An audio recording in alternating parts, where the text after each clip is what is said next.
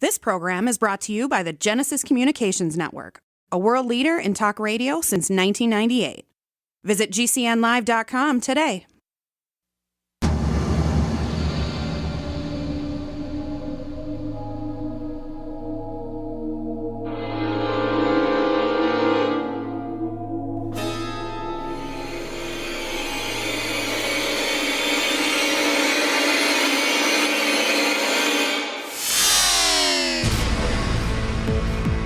You're in the Paracast, the gold standard of paranormal radio.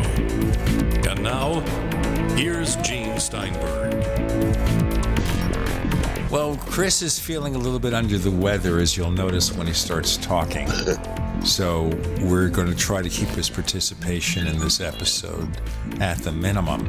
Now, when I met up with you at the International UFO Conference, you had that, was that a nebulizer or something? Yeah. Oh, boy. I'm sorry to hear that. Can you give us briefly, though, some reactions to the event? Did you see any really interesting lectures? No, I was too busy manning the book table that I was helping David and Jennifer run. I saw a little bit of, who was it? I did walk in on one thing. I really wanted to see Greg Bishop, John Alexander, Erwin Strand, who was the scientist from the Hesdalen Project. I must say it was a fairly impressive list of speakers this year. I think every year it's getting better. Of course, you had Yvonne Smith won the Lifetime Achievement Award. I did not see her presentation. Why would she win a Lifetime Achievement Award? Because she's counseled abductees and contactees for so long, and I guess it was a woman's turn this year. Tom DeLonge won Investigator of the Year, which a lot of people were not very happy about that. Of course, Tom DeLonge is the ex-guitarist for the punky new wave band Blink-182. You know, since he's kind of put his toe into the ufological fray, he claims that there's two generals in the Air Force that are helping him expose the UFO cover-up and other things. I'm not really sure what he says they're actually doing, but I think the powers that be found their latest dupe and neophyte. He wasn't there at the conference. He sent in a video acceptance of his award, and at one point he said that I've read all the UFO books, so I know everything. Stop a second. He said he read all the UFO books. Yeah, I read all the UFO books, so I know everything. Quote unquote. I was sitting at a table with Greg Bishop, David Weatherly, John Alexander, who else? Some pretty bright people, and we all fought at once. It was terrible. I was sitting at a table with some pretty smart people, and we all had an involuntary synchronized guffaw. Like, we couldn't believe what we heard, and a bit of a titter went around the room. Not big enough as far as I'm concerned. So I don't know what to make of this guy. He's obviously has an immense ego. I think he's possibly attended workshops given by the likes of Stephen Greer and possibly a Stephen Bassett. So therefore, he's a contemporary of Sean Correa. Yeah, you could kind of say that, although bad analogy. I think there's a snowball's chance in hell. First of all, I'm surprised that two generals would even give him the time of day, let alone bring him in on some cosmic top secret information. It just absolutely is. It sounds ludicrous to me. And the fact that people are taking this guy seriously and actually awarding him for doing nothing. I mean, what has he done? He's just, made a lot of promises saying, well, I know what's going on, and at some point I will tell you. And it's like, it's so Greer-like. It's actually kind of scary. So I'm not holding my breath, and I don't think we should all be holding our collective breaths about this guy. He obviously really is wet behind the ears, and I don't really see anything solid coming from it. Even though he was mentioned in Podesta emails and stuff, I think he's surrounded himself with a lot of true believer types that are so myopic they've lost their sense of reality. To be honest about this subject, at least. Unfortunately, that happens all too often. Do you think part of that is frustration, though, that we really aren't making that much progress towards understanding what UFOs are? So if someone comes out there, another person, yet another individual saying, I have the answer, that attracts people. Well, he's not saying he has the answer. He's saying that he is in contact with people that have the answer. And okay, he's well connected. That goes by the same thing. There's a big difference. He's not claiming to have any answers. Okay, but the guy's got some. He's got some moxie, and he's got a little bit of cachet. I understand Jacques Vallée is writing the foreword to his new book. And Jacques Vallée is also going to be a speaker at Contact in the Desert. That's the latest rumor I've heard, which is rather disconcerting, if it's true. Well, let me look at the last Contact in the Desert thing I've got here. Now, I get these things. Yeah, I'm looking at the speaker schedule here. And I get these things, a couple of times a day. I'm on the list twice, I think. So let's take a look here. Okay, rideshare lectures, sensational lectures. Okay, let's take a look here at a hot panel debate. Oh, Stephen Greer, all right. Linda Moulton Howe, David Wilcock. Everybody's favorite lineup. Oh, gee. Okay, so let's take a look at the speakers here. Okay. Looking at the speakers. I'm trying to look. It says spectacular lectures, but when I click on it, I just see the same two. Speaker, meet, and greet. Okay, so let's see what speakers we could meet and greet here. It's George Norrie, so of course, everything is centered around him. I'm trying to look at one full list of all the speakers from this particular. Oh, here we go. I got a speakers list here. Okay, here's a speakers list. Let's take a look as we go here. We've got, by the way, Jim Marrs, who's be joining us in a few moments, and we'll be getting up to date on all the latest conspiracy theories. Graham Hancock, George Norrie, Dr. Stephen Greer, David Wilcock. Let me go on here. Senator Mike Gravel. Just think, a former U.S. senator has nothing left of his political career, so he has to go to a UFO convention. Jim Marrs will be there. Jacques Vallée, Linda Moulton Howe, Whitley Strieber, Nick Pope, Michael Salla. What a combination. David Sarita, Richard Dolan, Laura Eisenhower. I'm just giving you half of this, folks. Okay? Dr. Dream, Kathleen Martin. All right. That's enough. I can't handle anymore. I'm too overwhelmed with this list. So let me just recover, as I recover. Stick them all in a blender and you'll come up with one hell of a smoothie. It's like they look for everybody out there who's breathing and has some, shall we say, I won't say credibility, some notoriety butts in the UFO field. And they've got them all in there. Butts in the camp chairs, Gene. The new pews of the 21st century. Camp chairs. Okay, well, I really can't wait. We'll have to see what happens. In any case, today on the Paracast, after nearly 7 years, by the way, we'll be featuring Jim Marrs. And, of course, when it's conspiracies, and we haven't done a lot on conspiracy theories in a while, he's one of the go-to people. Like Ken Thomas is another go-to person when it comes to conspiracies. So this will be fascinating. And Chris is feeling, as you notice, a bit under the weather, so he'll try to just take it easy as we go on with Gene and Chris. You're in The Paracast.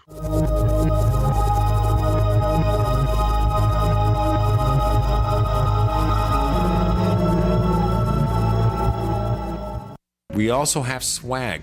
You know, we have all these exclusive Paracast things that you can buy. We've got like, I guess, 60 or so different items, and entails t-shirts, sleeves for notebook computers, iPad cases, mouse pads, the Paracast Jumbo tote bag, all sorts of t-shirts and jackets and stuff like that for men and women. We have a Paracast aluminum water bottle. All this stuff, you go to store.theparacast.com, store.theparacast.com.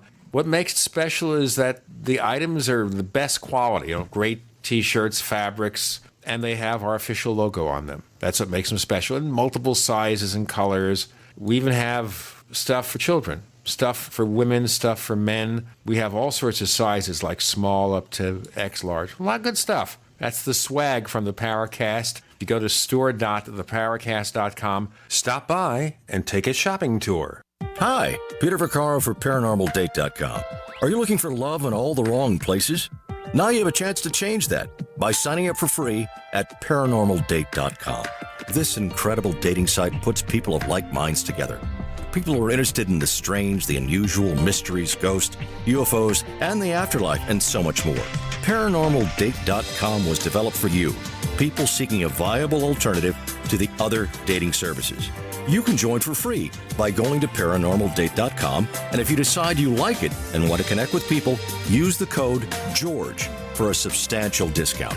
Mark Rawlings, president of ParanormalDate.com, says so many people hunger to share their experiences about the paranormal, the unexplainable, or the afterlife, and so much more, and this is the source for them to meet and share that common interest. So sign up for free at ParanormalDate.com, ParanormalDate.com, and use the code GEORGE if you decide to connect with someone you like.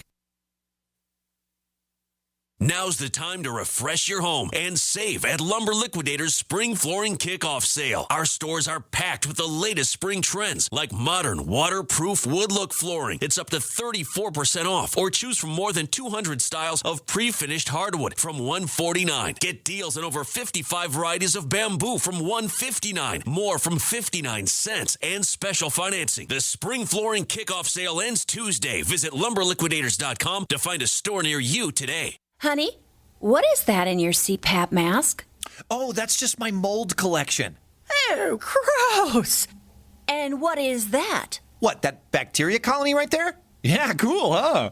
Okay, CPAP users, admit it. You're not always as careful about cleaning your system as you should be. Unfortunately, a dirty mask and hose can make you sick. Respiratory infections, allergy attacks, and more. But now there's an easy way to protect yourself. SoClean.com has released the world's first and only automated CPAP cleaner and sanitizer. It kills 99.9% of CPAP germs in minutes. For a limited time, you can try it risk-free for 30 days. Just call 1-800-944-1065. SoClean is hands-free. Just pop in your mask, close the lid, and presto, your CPAP comes out clean and fresh in minutes. Don't let germs wreak havoc on your health. Call in the next 10 minutes for your risk-free trial. 1-800-944-1065. That's 1-800-944-1065. Have you ever wanted a shortcut to getting the underground secrets to making money online and seriously grow your business? Whether it's a new business, a part-time income, or an existing business, you have this incredible limited offer to get a copy of this Amazon best-selling book on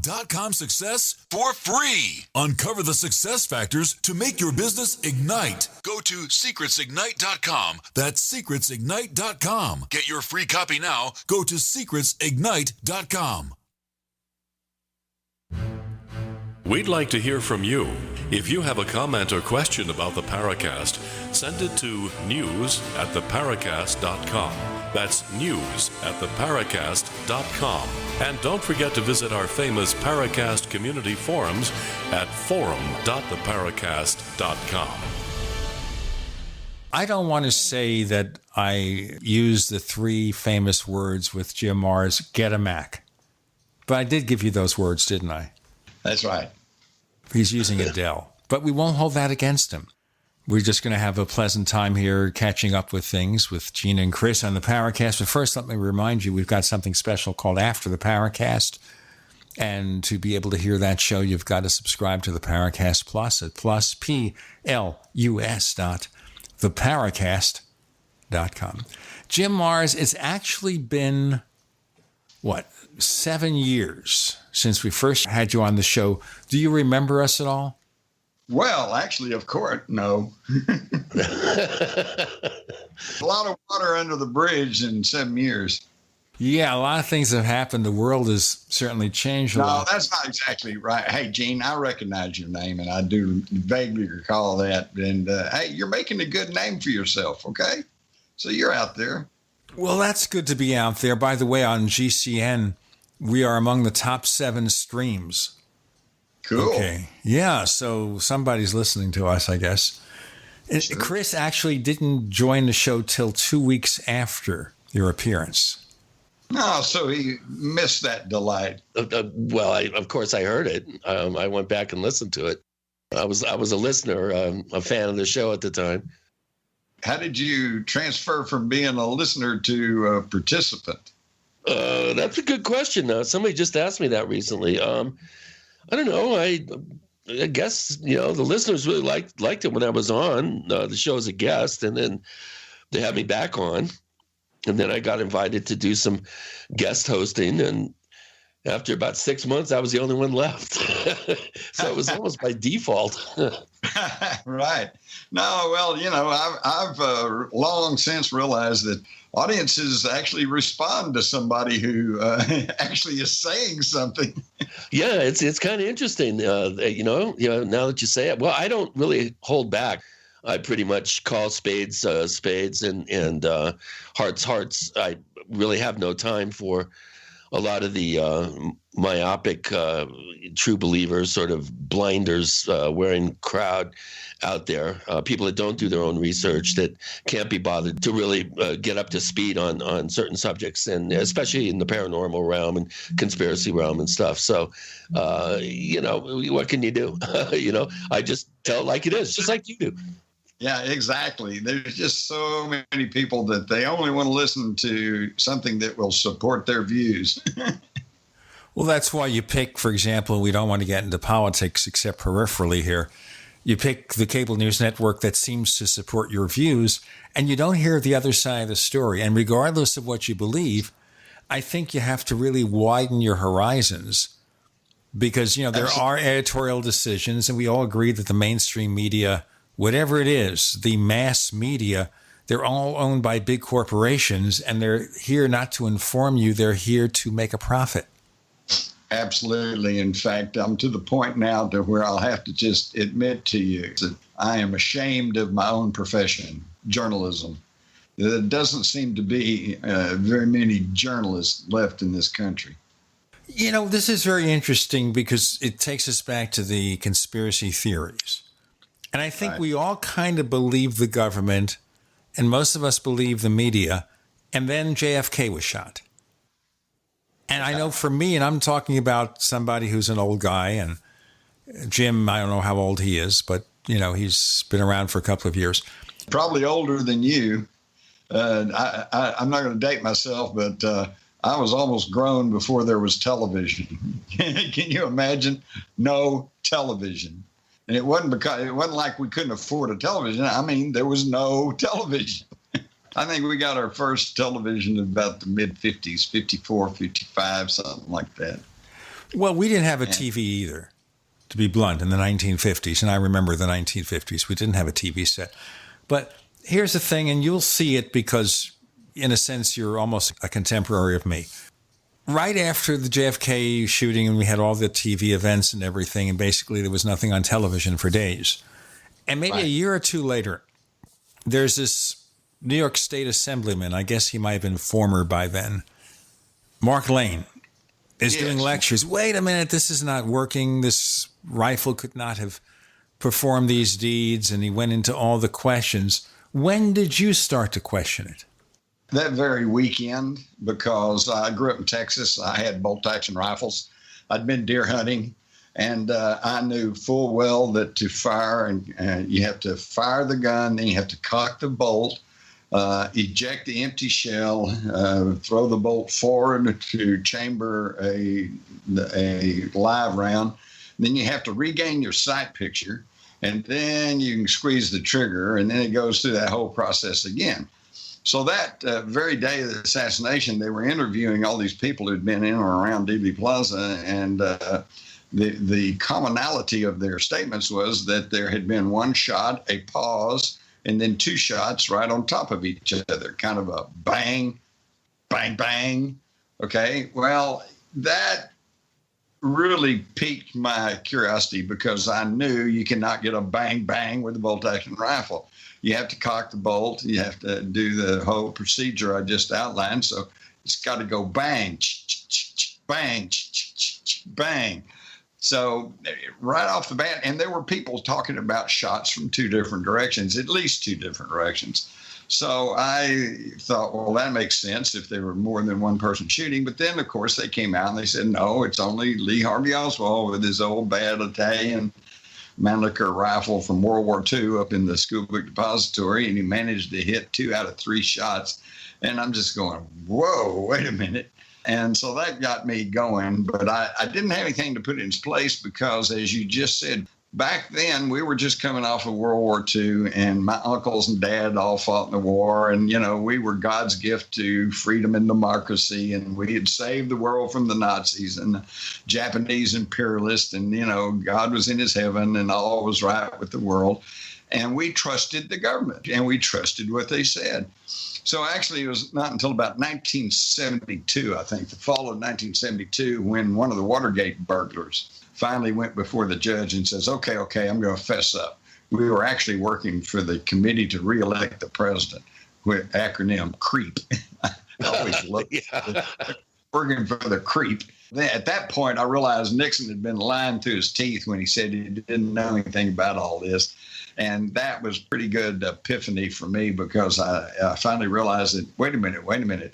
The government, even the president of the United States, can, and will lie to me, okay, about anything. Well, and that's when it began to kind of come together for me. By 1976, I guess, or 5, I was asked to teach a course on the Kennedy assassination at the University of Texas at Arlington.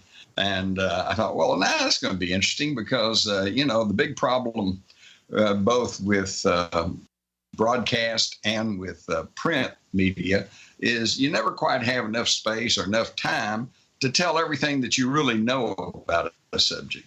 Let's do a break here, Jim, and we'll get back with Jim Mars and Gene Steinberg and Chris O'Brien. You're in the Paracast.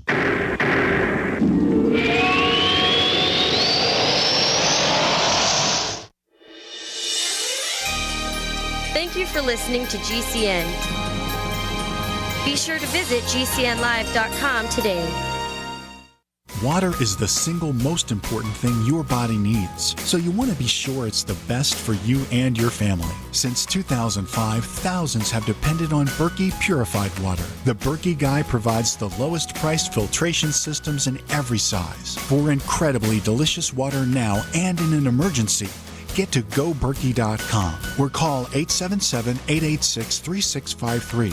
877-886-3653. GoBerkey.com.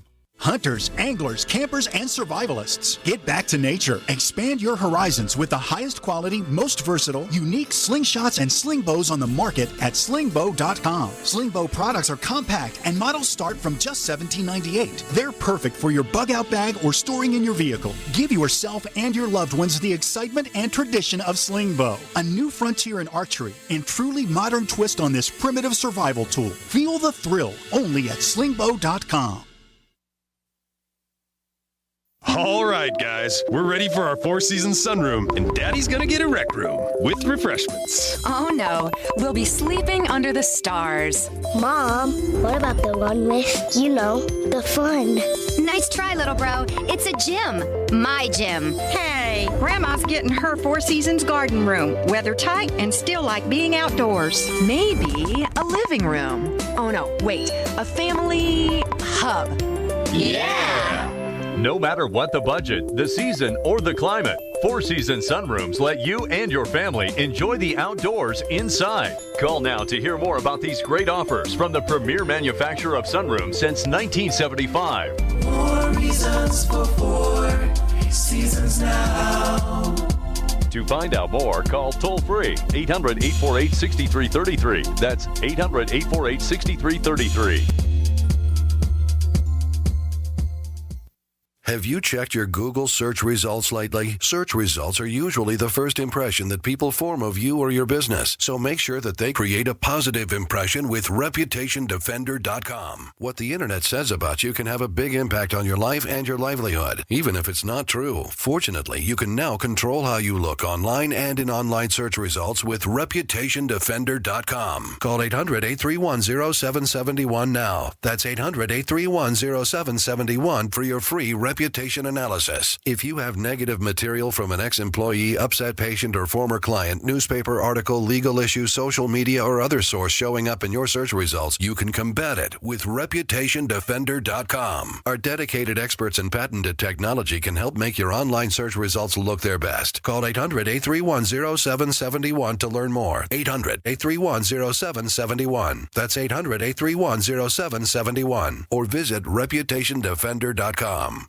Are you happy washing your hands with harsh chemicals? Are you happy doing laundry with detergents? Are you happy paying high prices? Find your happiness with Pure Soap. These all-natural, earth-friendly Pure Soaps are the very best you've ever used. Buy in bulk. Get a 12, 36, or 48-month supply, or get items individually and still save big. You're getting soap products twice as good as what you're using now, earth-friendly and natural soaps. Your family deserves the best. Happiness is 5starsoap.com. Why not put your money up the drain for a change? See them at 5starsoap.com or call 1-800-340-7091 for a catalog. Cal Ben Soap Company can save you thousands of dollars and give you good old-fashioned real soaps that are triple concentrated. Soaps made from vegetable and coconut oils. See their full selection of soaps at 5starsoap.com. That's F-I-V-E starsoap.com. Or call 1-800-340-7091 for a catalog.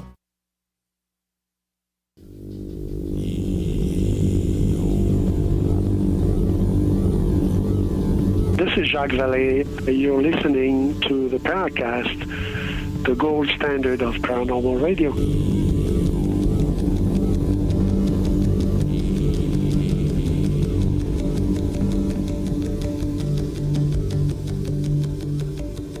So Chris is back, a little under the weather. We've got the real Jim Mars here, not the fake guy. There's no fake guy. We got the real guy here. And you were teaching a class here on the Kennedy assassination. How'd you swing that gig? Well, they came to me, actually. I had been writing some stories that appeared in the newspaper, the Star Telegram, that I work for.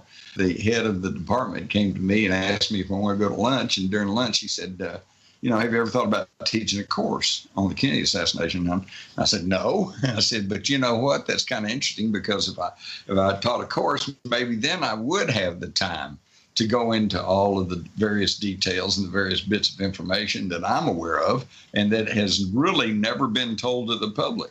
And so I just took that on. I did that for 30 years. I finally retired in 2007 after 30 years because when I started back in the 70s, there was hardly any books. There were no TV specials. There was nothing to actually present the public. It's a whole segment of publishing. Yeah, exactly. And by now, all you got to do is go buy a handful of books, and you can pretty much figure out everything you need to figure out about the Kennedy assassination. And just to save you from all that reading and studying and thought, I'm just going to tell you right now, this was a palace revolt. This was a coup d'etat in this country. Just ask the Dulles brothers. Yep. And right now, most people, of course, who are concerned in it are already dead, but there are a few people around like George Herbert Walker Bush. I was gonna ask you, Jim, about him. What about this new photograph that probably not new to you, but several months ago, somebody produced a photograph. I saw it online. It seemed legit, and it appears to show Poppy Bush standing on the stair of the book depository. And then there's another photograph of a crowd shot, and it looks like a teenage George W. Bush standing there. That's true. And interestingly enough, I don't know about George W., but I know that the senior Bush, along with Richard Nixon, were two of the people that were interrogated by the FBI and could not really remember where they were when Kennedy was shot, which, of course, is pretty amazing because that's Kennedy assassination is one of those defining moments where I even remember where I was, and I was 5. You know, oh, yeah, I remember where I was. Well, that's one way to have plausible deniability. I don't remember where I was, therefore I know nothing about it.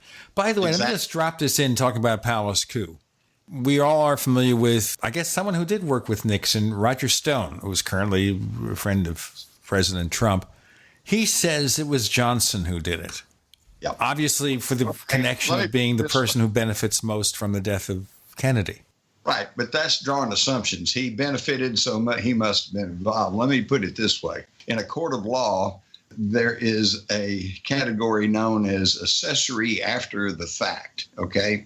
If you murder somebody, hand me the pistol to hide, and I drive you away, I didn't kill anybody, but unless I go to the cops and turn you in, I'm an accessory after the fact. And I know in Texas, we've actually executed people who the record of the crime shows did not kill anybody, but they were participated. They were an accessory.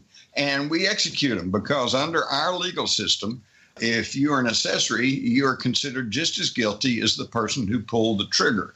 So under that legal criteria, I can tell you without any fear of contradiction that the two people who can stand guilty in the assassination of President John F. Kennedy are Lyndon B. Johnson and his next door neighbor and old buddy, J. Edgar Hoover, who was the FBI at the time. And the FBI, now, why can I prove that those two men orchestrated or authorized the assassination?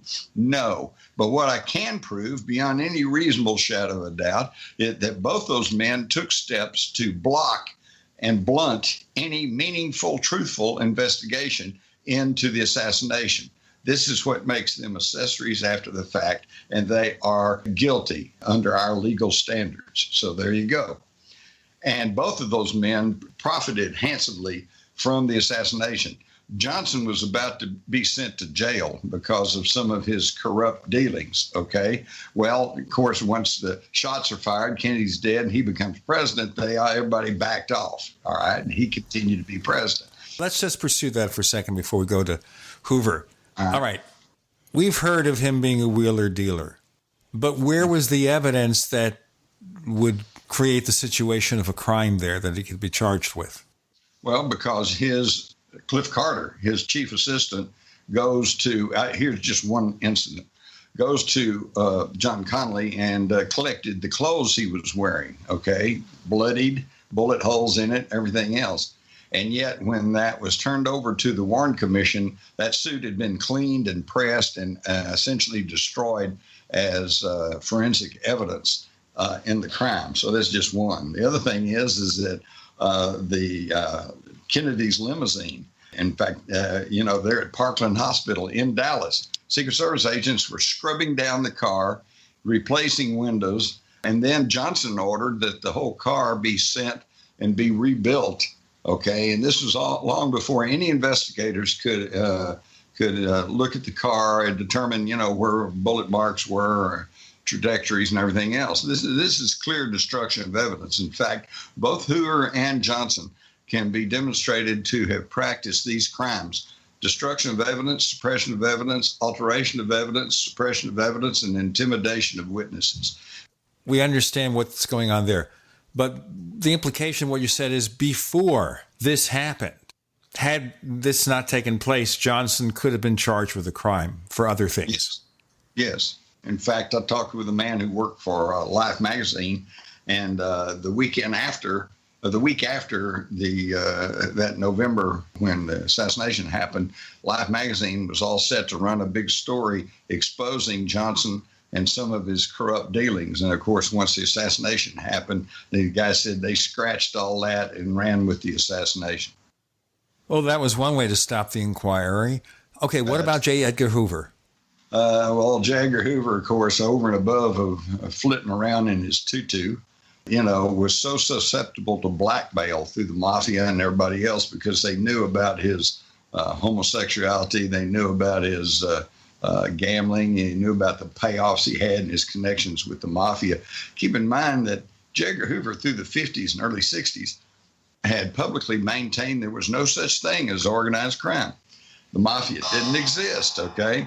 And so yet the reason that we all became aware of that was Attorney General Robert Kennedy, John Kennedy's brother, who he appointed Attorney General, and he brought Joe Valachi to Washington, who spilled his guts and began to talk and tell everybody about the makeup of the mafia and where they were, what they were doing, and everything else. And that's when we first became aware of the mafia. And I want to tell you, I was aware because I was already on a degree plan for journalism, and I was keeping up with the news. But most people, let me put this in context. In 1963, most people, and certainly down here in Texas, had never heard of the mafia. We didn't even know it existed, okay? And there were never any stories about it or anything else. And most people did not know about the CIA. It was a secret organization. And I was aware of it because, again, as a journalist, I was studying and reading and delving into stuff. But the guy on the street really didn't even know the CIA existed. And this explains how they were able to move through organized crime and the CIA and other alphabet agencies and get things done. And most people had no clue that it was going on. You know, there's always been a rumor here about the CIA doing drug-related stuff with organized crime. Yeah. And I'll tell our listeners, by the way, because the principal figure is no longer alive, that a relative of mine got caught up in a sting involving, he said, someone from the CIA and some organized crime people, one of whom was a lawyer who lived in Bay Ridge, Brooklyn. This goes back to the 1970s. So there's something going on there. I'll tell you more about it in a moment. We got Jim Morris talking about the Kennedy assassination. With Gene and Chris, you're in the Paracast.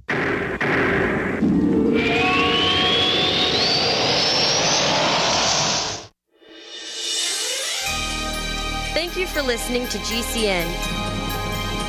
Be sure to visit GCNlive.com today. Neighbors, I want to tell you about my favorite graphics app. It's the award-winning Graphic Converter. You know, Graphic Converter is the universal genius for photo editing on your Mac. Join over 1.5 million loyal users for this Swiss Army knife photo editing app. It gives you all you expect from a top-flight image editing app with tons of features, and most important, it's easy to use. It's also far less expensive than that other app that you can only get by subscription. You know, the one I'm talking about. What's more, you can get 20% off with your order right now. So write this down to learn about Graphic Converter. Go to www.lemkesoft.de/Gene. Let me spell that. www.lemkesoft.de/Gene. This is Dan Pilla. Do you owe the IRS money you can't pay? Are tax debts crippling you? I've defended people from the IRS for over 30 years. I've helped thousands, and I can help you too. I wrote the book on IRS settlement, and I'm telling you, there's no such thing as a hopeless case. Call 800-34-NO-TAX to finally get free of IRS debt. With the IRS's new programs, there's never been a better time to solve your problem. Call 800-34-NO-TAX. That's 800-34-NO-TAX, or my website, danpilla.com. Paid non-attorney spokesperson Adam Pulaski of the Pulaski Law Firm with principal office in Houston, Texas is the attorney responsible for the content of this ad. This ad is not legal advice, and the choice of a lawyer should not be based solely upon advertisement. Services may not be available in all states. Attention Xarelto users. If you or a loved one took Xarelto and suffered a serious bleeding event, you may be entitled to financial compensation. Xarelto is a popular prescription blood thinner used to prevent blood clots and protect patients from strokes. These serious bleeding events have led to numerous cases of hospitalization and even death. Phone lines are open 24/7. Call 800-261-0937. That's 800-261-0937. Looking for that edge during those intimate moments? We see many ads for enhancement, but the side effects include death. At GCN Team, we should change the Healthy Body, Brain, and Heart Pack to the Healthy Libido Pack. The brain and heart are not the only organs that require a healthy vascular system. For proper blood flow at the right moment, go to GCNteam.com or call 877-878-4203. That's 877-878-4203. That's 877-878-4203. Hi there, Dick Allgaier here. I was a mainstream television news reporter for over 3 decades. I normally never do commercial endorsements. I am very skeptical of health supplements, but a friend of mine told me about his experience with Synergy One, so I purchased a bottle, and my wife and I have been using it for a few weeks now. I very much dislike so-called energy boosters, those little energy drinks that have caffeine and guarana and other things that make your heart race. This is not that. My experience with Synergy One has been great. My mood is better, my joints feel better, I have more vigor, more stamina, way increased productivity. My wife and I both noticed that we even dream more. So I recommend Synergy One. It's really good stuff. I'm having great results with it. Call 888-988-3325 or visit oneworldway.com. That's oneworldwhey.com. Lifetime Graze 100% grass-fed beef has the health benefits you seek. When compared to conventional beef, it offers good fats while virtually eliminating the bad. That's the result of cattle who never eat grain, ever. Rich in antioxidants, including vitamin E, C, beta-carotene, and CLA. No artificial hormones, antibiotics, or other drugs. For all our fresh, non-cooked products with only 100% grass-fed beef, go to MidasResources.com. Use voucher code GCN to get 30% off your order. MidasResources.com or find us on Facebook. Hi, this is James Fox from Chasing UFOs. You're listening to the Paracast, the gold standard of paranormal radio. Okay, so let me give you the revelation. The relative was on this show as a expert on collectibles on the Paracast back in the days of our original co-host. And he was charged with conspiracy in the 1970s in relationship to one of these efforts somewhere in Suffolk County, New York, where they were charged with trying to use this plane to bring in drugs. And he said there was a CIA dude who was part of the team and never admitted it was drug-related at the time. I think later on he finally did. And I remember meeting a lawyer at the time who was the classic mafia lawyer who lived in Bay Ridge, Brooklyn. I mean, if you look at the movies and you imagine one of these people, he was a made lawyer. He was like the quintessential made lawyer. So that's what I know about it. All right. Wow. Something happened to a relative. But let's get back on with J. Edgar Hoover and doing stuff and the inquiry by Robert Kennedy into the mafia. Well, let me add to what you just said, that I could cite you a half dozen or more stories of people who've been set up and who have been charged with crime, sometimes sent to prison. I know I worked on a case with a fellow here in Texas who sold airplanes. The DEA came to him and said, we think some of these planes are being used for smuggling drugs. Can we, keep tabs on them and you can give us registration numbers and things like that. He, being a good patriotic American, he said, yeah, okay. So over the next few years, he was selling and trading airplanes, sometimes to probably known drug dealers, because he was told to by the DEA. Well, then there was a crunch. They wanted some arrests. They wanted something to do. So they turn around and charge this guy as being a drug trafficker. And he hired a very hotshot lawyer out of West Texas who came to Dallas, and he got in touch with me, and I was telling him all about what I knew about the drug running and the Mena, Arkansas, and the CIA and the et cetera. And he's getting fired up. He said, oh yeah, this guy got set up. And then all of a sudden, though, he realized that he was up against the federal government of the United States, and he just backed off, told me to go away, and ended up pleading the guy guilty. And this guy goes to prison as being a big drug smuggling kingpin, although they never found any drugs on him, and they never found any drug money. Can you imagine that? Quick question here. So Kennedy is investigating the mafia as the Attorney General. And obviously we know that J. Edgar Hoover doesn't want that to happen. Wouldn't the easier solution would have been to quietly poison RFK? Or would that have exacerbated the situation because then his brother, the president, would figure out what's going on? That's exactly what it was. In fact, there was a quote, I think it might have been one of the mafia chieftains, Carlos Marcello. They asked him the same thing. He said, why don't you just get rid of Bobby? He said, well, when you cut off the tail of the dog, the head can still bite you. Yeah, right. Or just throw him in a 50-gallon drum like they did Johnny Wassell. The Kennedy assassination came about not because of any one particular cause. It was a culmination of all kinds of things that was going on. First of all, he's got the mafia mad at him and in a self-defense mode because they were trying to break the back of the mafia in this country. And they came very close to doing it. So they're in the self-defense mode. CIA, he told the New York Times he was going to splinter it into 1,000 pieces and cast it to the winds. So he's going to do away with the CIA. So they're in a self-defense mode. The military was really mad at him because when he first took office, they wanted to nuke Laos. And he said, no, we're not going to do that. And then they wanted to launch another Bay of Pigs invasion. He said, no, we're not going to do that. And then he, in the Cuban Missile Crisis, he actually negotiated a deal with Khrushchev. And the deal was basically, if you'll pull your offensive missiles out of Cuba, we will pull our offensive missiles out of Turkey and other NATO countries, ringing the Soviet Union. And so that was agreed upon. The problem was that agreement, a lot of that was secret. All the public knew was that Kennedy had drawn a line in the ocean, so to speak, and that told them not to cross that or we'll take measures. And they did. They stopped and turned around and went back. And he was hailed as the great hero because he had stopped the Soviet Union. But actually, it was just a deal. But the deal was not known to the lower echelons for a long time. And that's why right after the assassination, there was a very obvious attempt to try to blame the assassination on Castro. And they continued to do that for a number of years. And they had some vaguely tenuous connections, such as Oswald's trip to Mexico City, and he tried to go to the Cuban embassy and blah, blah, blah, blah, blah. But there was never anything really to that because it was a domestic operation. And also, I think it's telling that the first thing Johnson did upon getting the White House was sign a huge deal with Bell Helicopter, which went on to further pour gasoline on the Vietnam War. And, exactly.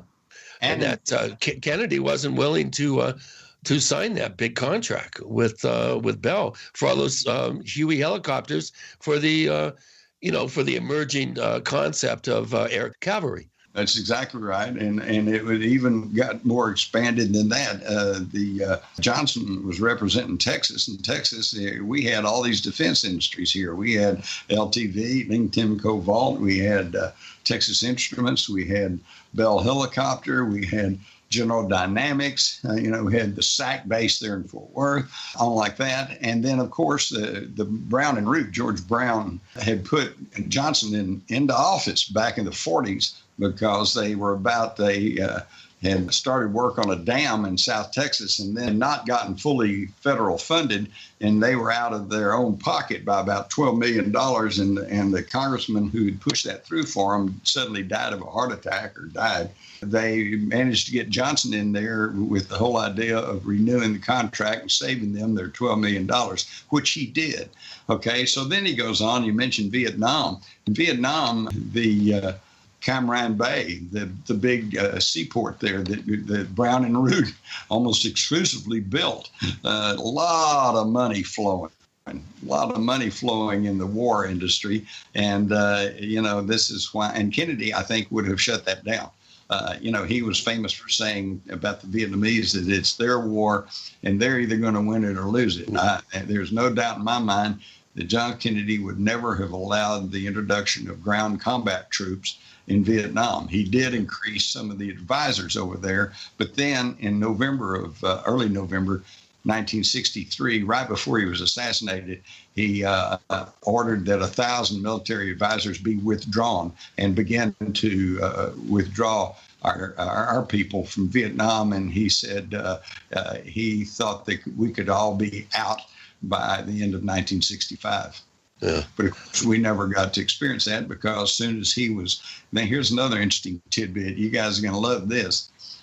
This was this pullout, and he says, make no formal announcement, but begin withdrawal of 1,000 military people from Vietnam. That was issued on early November. I want to say November the 11th of 63. And then, of course, on Friday, November the 22nd, he's murdered in Dallas. Yeah, less than 2 weeks later.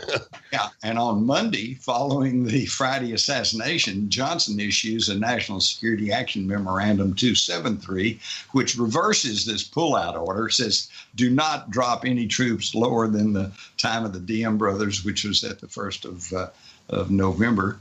And then he began to lay out plans for expanding the war to Laos, Cambodia, and also mentioned plausible deniability. You know, we might want to deny that we're really doing all of this. And that's what really put us on the Vietnam War course. Yeah. What's really fascinating is that from the Johnson Library in Austin, I got a copy of the rough draft of Johnson's Memorandum 273, and it was written on November the 21st, the day before. Whoa!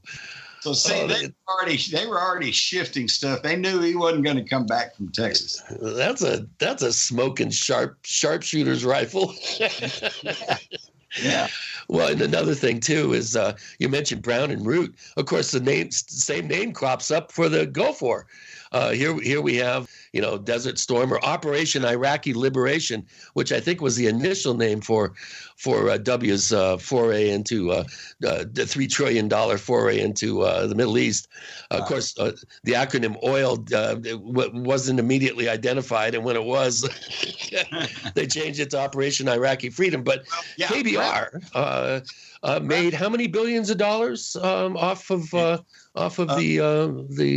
Gulf War? I forget the number. It's real high. Yeah, it's up around $500 billion. Find that Brown and Root has now been rolled into, and it's now part of Halliburton. Yeah, or KBR. Yeah, exactly. And Dick Cheney, of course, was the architect of all that. But here we are talking politics. We'll have more of this excitement on the other side with Gene, Chris, and Jim Mars. You're in Paracast.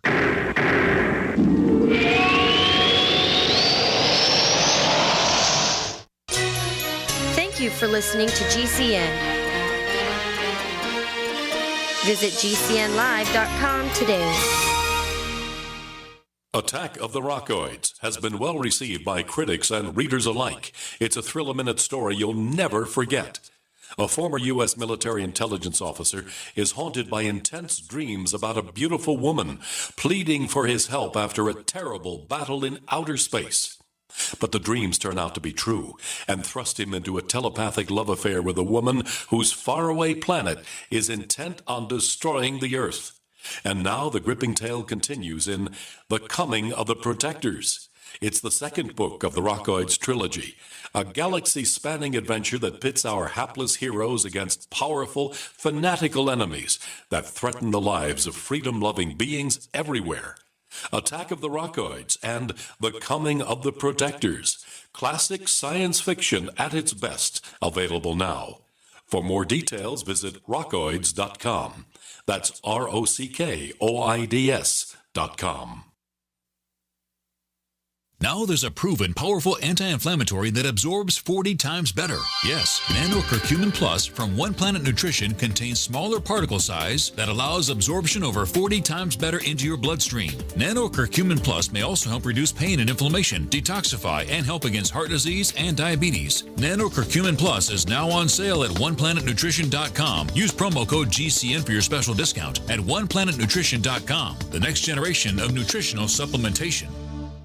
The answer to being in control of your own healthcare is freedom from insurance. Become part of a group of self-pay patients that come together to share in each other's medical expenses. Individual share amounts begin at $107 a month and $347 for families. Choose from 3 health-sharing programs. Holistic treatments may be eligible for sharing. See guidelines. Discount programs available for dental, vision, and pharmacy. Go to libertyoncall.org. That's libertyoncall.org.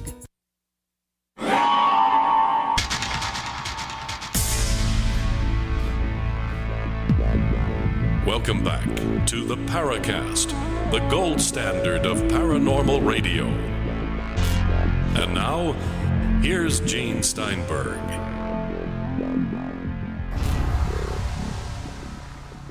Okay, Chris was going into some pretty interesting points there in our discussions with Jim Mars. And you want to continue, Chris, or let Jim answer? No, well, I was just pointing out that no matter how much you think things change, they always say the same players, same agendas, same modus operandi. It ain't broke, so they're not trying to fix it, and they think everybody's stupid enough not to notice that running drugs, to fund black projects and taking out very brave investigative journalists. I mean, talk about the CIA and running drugs and the Golden Triangle in Vietnam, and it goes all the way back to British losing the tea monopoly and saying, what are we going to do with all these ships? Well, we might as well strong arm the Chinese and allow us to ship and sell opium in China. I mean, it goes all the way back. It ain't broke, so they're not trying to fix it. And most of the American people in dumb, what-istan, they don't care. It's like their heads are in the sand.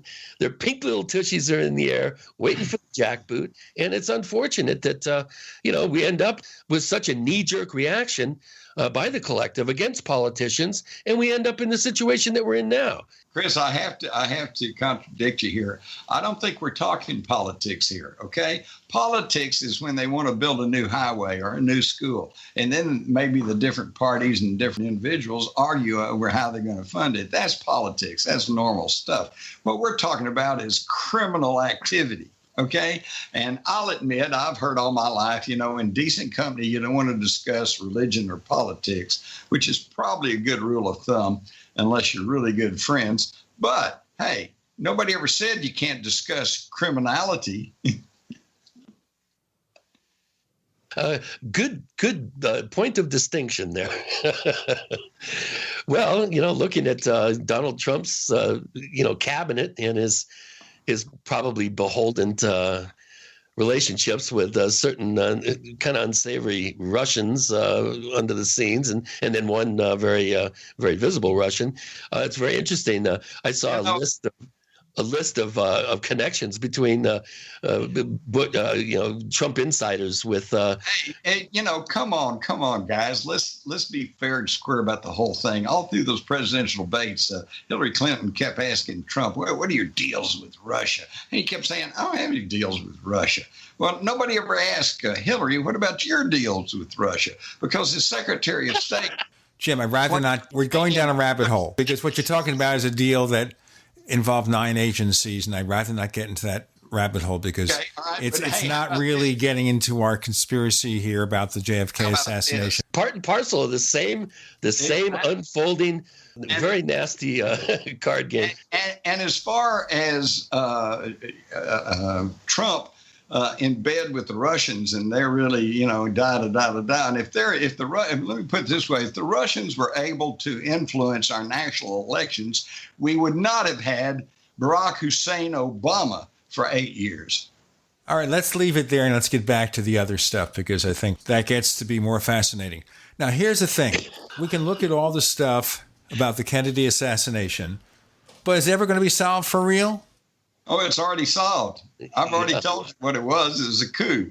Yeah. And, so see, Gene, you're just not asking the proper question. It's already solved. If you want to read all the material that's out there, look at all the YouTubes, look at everything that's available, you'll know exactly what happened. You're saying basically it's already published. One of these books, all the information you've read, it's already in there. But is there any hope that this will be a generally revealed story? I mean, we go back to the late 70s when they had this select committee in Congress where they concluded that a conspiracy was involved in the death of Kennedy, but they never went anywhere with it. That's right, because they turned it over to the Justice Department and said, you need to continue to investigate this. And the Justice Department did not. In fact, all they did was go to the Academy of Sciences and handpicked a panel that then called into question their acoustical studies, proving that there was a second gunman on the grassy knoll. So the question you're really trying to ask is, Will there come a time when a government official of some standing will get up in front of people and at a press conference and say, okay, here's the truth about what happened at the Kennedy assassination? No, that's not going to happen, okay? Because there's too many politicians who don't want to fade the heat and don't want to get up and say, okay, we misdirected you, we misled you, we lied to you, for 53 years. They're just not going to do that. When you say, will we know the truth's out there right now for anybody who wants to take the time to stop and look at all the evidence and actually think objectively about the whole thing and not just listen to the mainstream media, which is rife with people on the CIA payroll one way or another. And they've been giving us this, it's really interesting, guys. I went back and I found out that the polls taken in 1964, just a few months after the assassination, showed that the vast majority of people did not believe the single assassin theory. That was 1964. And today, now it's up around 80% or so that do not believe the single assassin theory. And yet that's the story that's still being pushed by the corporate mainstream media. Well, the other problem is here, if it was shown that Johnson was part of the conspiracy, that would make just about anything he did illegitimate. It's a criminal. He shouldn't have been president. Right. How, therefore, do you backdate everything he did? And, of course, you can't. You can't. And that's why the status quo is going to fight tooth and toenail to remain just like it is. And the history books are slowly changing their story. It used to be Lee Harvey Oswald did it, period. Now it's, there's some question about Lee Harvey Oswald. And in the future, maybe we'll finally get somewhere where, he may well have not have killed anybody, just like he said he did. He said, I didn't shoot anybody. I'm just a patsy. Okay? But you're absolutely right. If this should become widely known, become public knowledge, and we all understand that there was a coup in 1963, well, then every government since then has been illegitimate. All the laws passed, all the regulations, everything else, should go by the board because it was done by an illegal government. And so they will never admit to that. And as you say, it's not just Johnson, it's the people who worked in his administration who have to be part of the conspiracy. You have to look at all the consequences, the Vietnam War, everything else. I understand the impossibility. So that's where it stands. Let's move on to other subjects because I don't want to make this just about the Kennedy assassination. Yeah, but that was fun. It was. It was. And it always is fun to talk about. But if we're looking at conspiracies, do we assume just quickly that RFK and his shooting was part of the same thing? Of course. It was both were CIA operations. And we can see the same thing kind of beginning to mount right now. Right now, it's the Trump administration versus the CIA. They're the ones that's been putting out all this stuff. They're the ones who claim that the Russians, were working with the Trump people and trying to fudge the election. And yet there's never been any real evidence coming forward that that's the case. In fact, the person who has confessed to leaking the WikiLeaks emails was worked for the Democratic National Committee. So, Well, that is not what happened, but if you want to believe that, that's your privilege. Listen, there is so much BS being floating around right now today that's not even funny, and you can't tell a player without a program. And I don't think anybody's got a program. Let's go into a subject that we deal with so often here on the Paracast, which is UFOs. Yeah. All right. We still don't have anybody in the government of any standing who says, yes, okay, folks, we're not alone. I mean, they're slowly conditioning us to this, okay? If you guys will think back, and it sounded like Gene's been around for a while. Gene, if you'll think about when you were a kid, the government position was there was no such thing as UFOs, that they were either just misidentified aircraft or they were some sort of mass psychosis hallucination, I remember that very distinctly.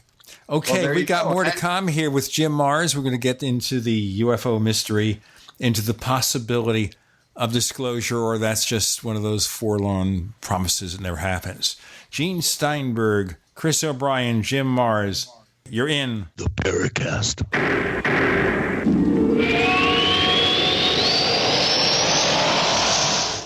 Attack of the Rockoids has been well received by critics and readers alike. It's a thrill-a-minute story you'll never forget. A former U.S. military intelligence officer is haunted by intense dreams about a beautiful woman pleading for his help after a terrible battle in outer space. But the dreams turn out to be true and thrust him into a telepathic love affair with a woman whose faraway planet is intent on destroying the Earth. And now the gripping tale continues in The Coming of the Protectors. It's the second book of the Rockoids trilogy, a galaxy-spanning adventure that pits our hapless heroes against powerful, fanatical enemies that threaten the lives of freedom-loving beings everywhere. Attack of the Rockoids and The Coming of the Protectors. Classic science fiction at its best, available now. For more details, visit rockoids.com. That's ROCKOIDS.com. Hi, Peter Vaccaro for ParanormalDate.com. Are you looking for love in all the wrong places? Now you have a chance to change that by signing up for free at ParanormalDate.com. This incredible dating site puts people of like minds together. People who are interested in the strange, the unusual, mysteries, ghosts, UFOs, and the afterlife, and so much more. ParanormalDate.com was developed for you, people seeking a viable alternative to the other dating services. You can join for free by going to ParanormalDate.com, and if you decide you like it and want to connect with people, use the code GEORGE for a substantial discount. Mark Rawlings, president of ParanormalDate.com, says so many people hunger to share their experiences about the paranormal, the unexplainable, or the afterlife, and so much more, and this is the source for them to meet and share that common interest. So sign up for free at ParanormalDate.com, ParanormalDate.com, and use the code GEORGE if you decide to connect with someone you like. Bad theater seats, cheap Halloween masks, my apartment, all things with obstructed views. Add to these large trucks and buses. 18-wheelers and large buses have big blind spots, and like my apartment, they don't always have the best view. Bus and truck drivers deal with blind spots around the entire vehicle. Always take care not to ride alongside or too close behind them. Our roads, our responsibility. Learn more at sharetheroadsafely.gov. My computer is so slow, it's making me crazy. I used to have that problem. Did you quit using a computer, or did you buy a new one? No, I called Geeks On Site. They made an appointment to visit my home and showed up the same day. You mean they didn't ask you to bring your computer to a shop? That's what happened when I called a support company. Geeks On Site can go to your home or business or even repair your computer online. They have 24/7 emergency service. If you're having problems with your PC or Mac, call Geeks On Site, 1-800-591-1682. Our friendly certified computer repair experts are available 24/7. Call now for a free diagnosis, 1-800-591-1682. Data recovery, virus removal, and maintenance for all laptops, desktops, printers, and networks. That's Geeks On Site for friendly certified computer repair experts, available 24/7 over the phone or in your home or business. Just call 1-800-591-1682. That's 1-800-591-1682, 1-800-591-1682. We use cell phones against our heads every day. But now, a landmark U.S. government study confirms increased health risks from exposure to EMF radiation emitted from these devices. The time to protect yourself is now. The solution is Defender Shield. Proudly made in the USA, Defender Shield blocks virtually 100% of EMF radiation emitted from cell phones, tablets, and laptops. Buy now at DefenderShield.com. Use discount code DEFENDER for 10% off. DefenderShield.com, the worldwide leader in EMF radiation protection. We'd like to hear from you. If you have a comment or question about the Paracast, send it to news@theparacast.com. That's news@theparacast.com. And don't forget to visit our famous Paracast community forums at forum.theparacast.com. So, of course, in the old days, UFOs were mistaken, somebody drank a little bit too much, that sort of thing. But the surveys over the years have shown a majority of people believe in UFOs and that they are extraterrestrial. Of course, here in the Paracast, we go into a lot of theories. But when you say we're kind of being acquainted with the possibility, is that due to the discovery of these exoplanets? We had 7 just the other day orbiting one dwarf star.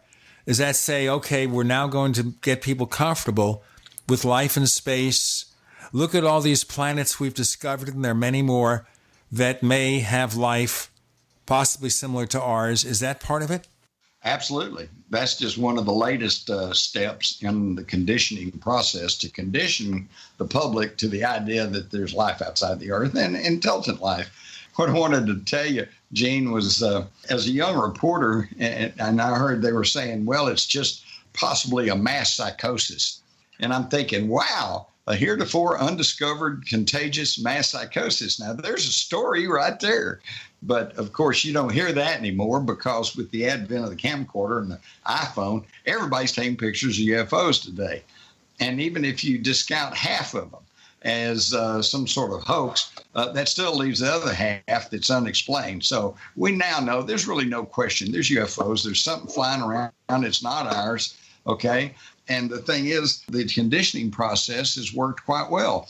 The national polls in the 50s showed that the vast majority of people, I'm talking 90%, maybe more, did not believe there was any kind of life outside the Earth. I know this because my Baptist parents were one of them. All right. And now today, the national polls show that quite the opposite. 85, 90% or more of the people queried say, yeah, they're ready to accept the idea that there's extraterrestrial intelligent life. Now, you know, that's quite a turnaround in 50, 60 years. And so that shows that the conditioning process has been working quite well. And yes, the recent discovery of these exoplanets, I think that adds to it. We also have, of course, we just keep getting these driblets of information. For example, when I was in school, we were taught the moon was just a dead world. It was just a rock. There's nothing there, no atmosphere, no magnetic field, no water. And now we know that that's simply not true. There is a magnetic field, weak, but it's there. And there is water. You can see water drifting across the moon. There's, you know, most of what we were taught early on about space and the other planets is proven not to be true. So we're still discovering what our true universe is all about. Right, but just having the presence of water doesn't guarantee intelligent life. It might make it easier to set up a base, though, if you have a local water stream. I was reading a thing not long back. This is interesting. They figured the cost of building a base on the moon could be a few $100s. A few $100s? Because they said, look, all you got to do is get some plastic and stretch it across one of those smaller craters and then pump some oxygen in, and you've got a perfectly good living environment. It's a bit of a stretch. Well, no, think about it. I don't know why wouldn't that work, you know, unless it gets hit by a meteor. Well, we have no reason to go there. According to some researchers, we've already used the potential bounty from the moon, helium-3 and other rare and important minerals. We've already collateralized that for the national debt, and we don't really own any of that material. Well, yeah, but I can recall before we went to the moon, the idea was we were going to set up a colony there. We were going to mine the resources of the moon, and it was going to pay for the space program. And instead, we're told we went there 6 times 30 years ago and decided, well, there's really not much there. It costs a lot of money to go there. We're just not going to go back. To me, that makes really little or no sense. For one thing, in this world of ours that's, the environment is being degraded because of the human habitation, and there's the human population is swelling in numbers. Obviously, the secret is to move into space. And so why we stop? Maybe, for my money, I think we were warned off. I think we were told, okay, you made it to the moon, but that's it. You're not going anywhere else, not until you do away with your atomic weapons and quit acting like savages. Right, but what about the stories that go around that we do have an alternate or black project space program, and we are over there, but obviously what we're engaged in is not made public for some reason. What about that? Yes, I do believe in that. In fact, with the work Gary McKinnon did when he showed the officers and the command order of the space fleet, and when you look at the fact of everything going, the fact that we've got things coming and going out of Area 51 that we don't know anything about, had not been announced publicly to us. Yes, I think it's entirely possible that we do have operations in space right now. They're just not telling us. And I'm not real certain, I can't tell you definitively why that is. You would think that we should be operating from a standpoint of openness and transparency. And that my best guess is the reason that they don't want to say that is because the people who actually run this country, and I'm not talking about the figureheads like the president or the Congress, I'm talking about the moneyed people who actually run this country, who control Wall Street, okay, control the giant multinational corporations. I don't think they care if we know there's alien life out there, okay? What they care about, though, is if we know for absolute certain that there's alien life and that they have technology beyond ours, then we know for certain that there's technology other than petroleum that we could be using for energy and pharmaceuticals and telecommunications. And so that might prove hazardous to their monopolies. And when you get to petroleum, when you get to magnesium, when you get to some of the basic mineral resources of this planet that we need to build our modern technological civilization, it's under the control. It's under monopolistic control of a handful of people.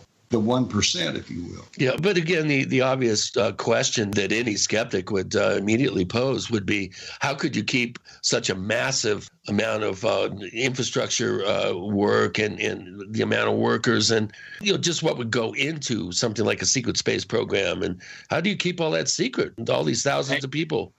Well, number one, you don't. There's all kinds of whistleblowers. I myself have met a naval commander who said he had gone on a mission in space. Okay. And there's plenty of others. You get on the internet, you'll find all kinds of people. The problem is, they were under very compartmentalized, classified programs, and you don't go around taking pictures, and you don't take video of everything you're doing. So mostly it's just stories, and they get written off. The key thing is that although the information's out there, you guys obviously have done your homework, and you've kept your eyes and ears open, your heads up, so you're at least aware of all that, and you question, which is good. I mean, I totally support being skepticism, but you guys are the exception. The run-of-the-mill people out there working for a living, trying to take care of their households and stuff, they don't get to hear this because it's not on the mainstream corporate media. We got more to come with Jim Marrs about possibility of a secret space program and more with Gene and Chris. You're in the Paracast.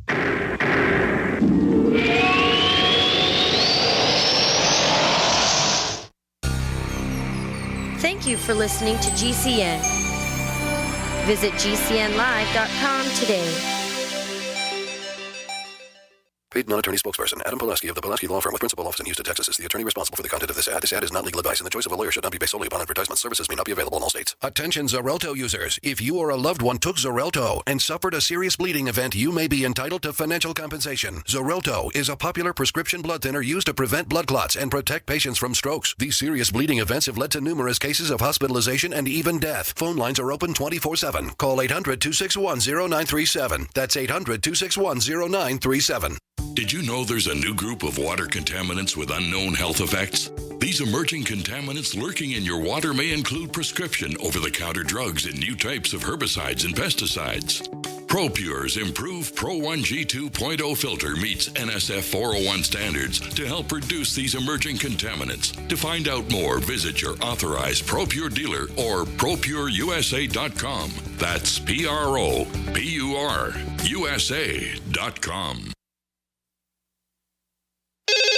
Hello, Belly Flattening Helpline. Hi, is this the number for the free trial of that belly flattening breakthrough Somabiotics? It is. We're giving away free trials to anyone, male or female, who's over 18 and wants to flatten their belly fast. I heard that Somabiotics is so effective it can actually cleanse pounds of sludge from your belly. Is that true? Sure is. Somabiotics is scientifically formulated with natural ingredients to flatten bloated bellies fast by cleansing pounds of rotting food and toxic sludge from your body. It even combats periodic heartburn and acid reflux, so you'll look and feel great. If your belly flattening results are too dramatic, simply reduce use to every other day. Wow, I'm glad I called.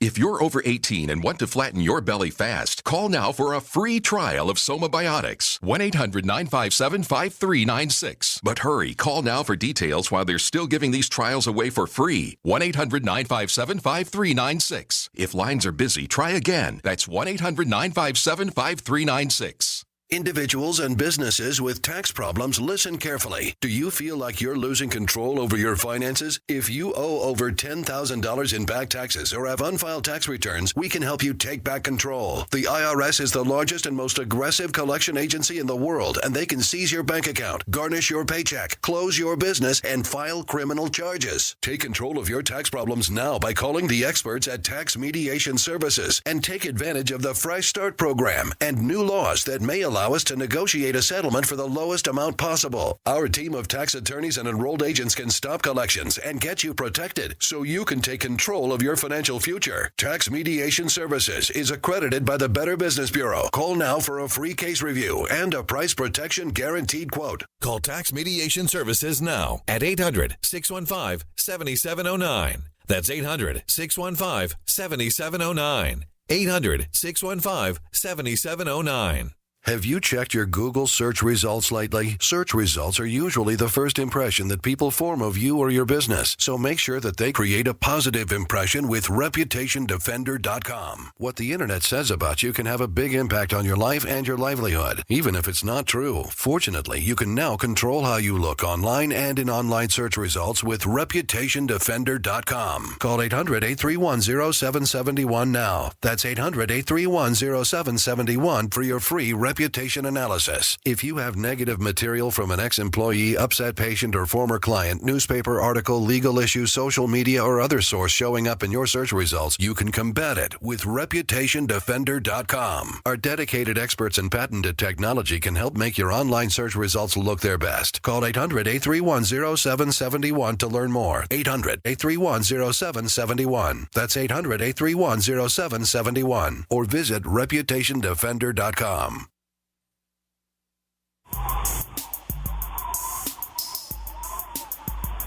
Hey, this is Marie D. Jones, the author of This Book is from the Future, and you are listening to the Paracast, the gold standard of paranormal radio.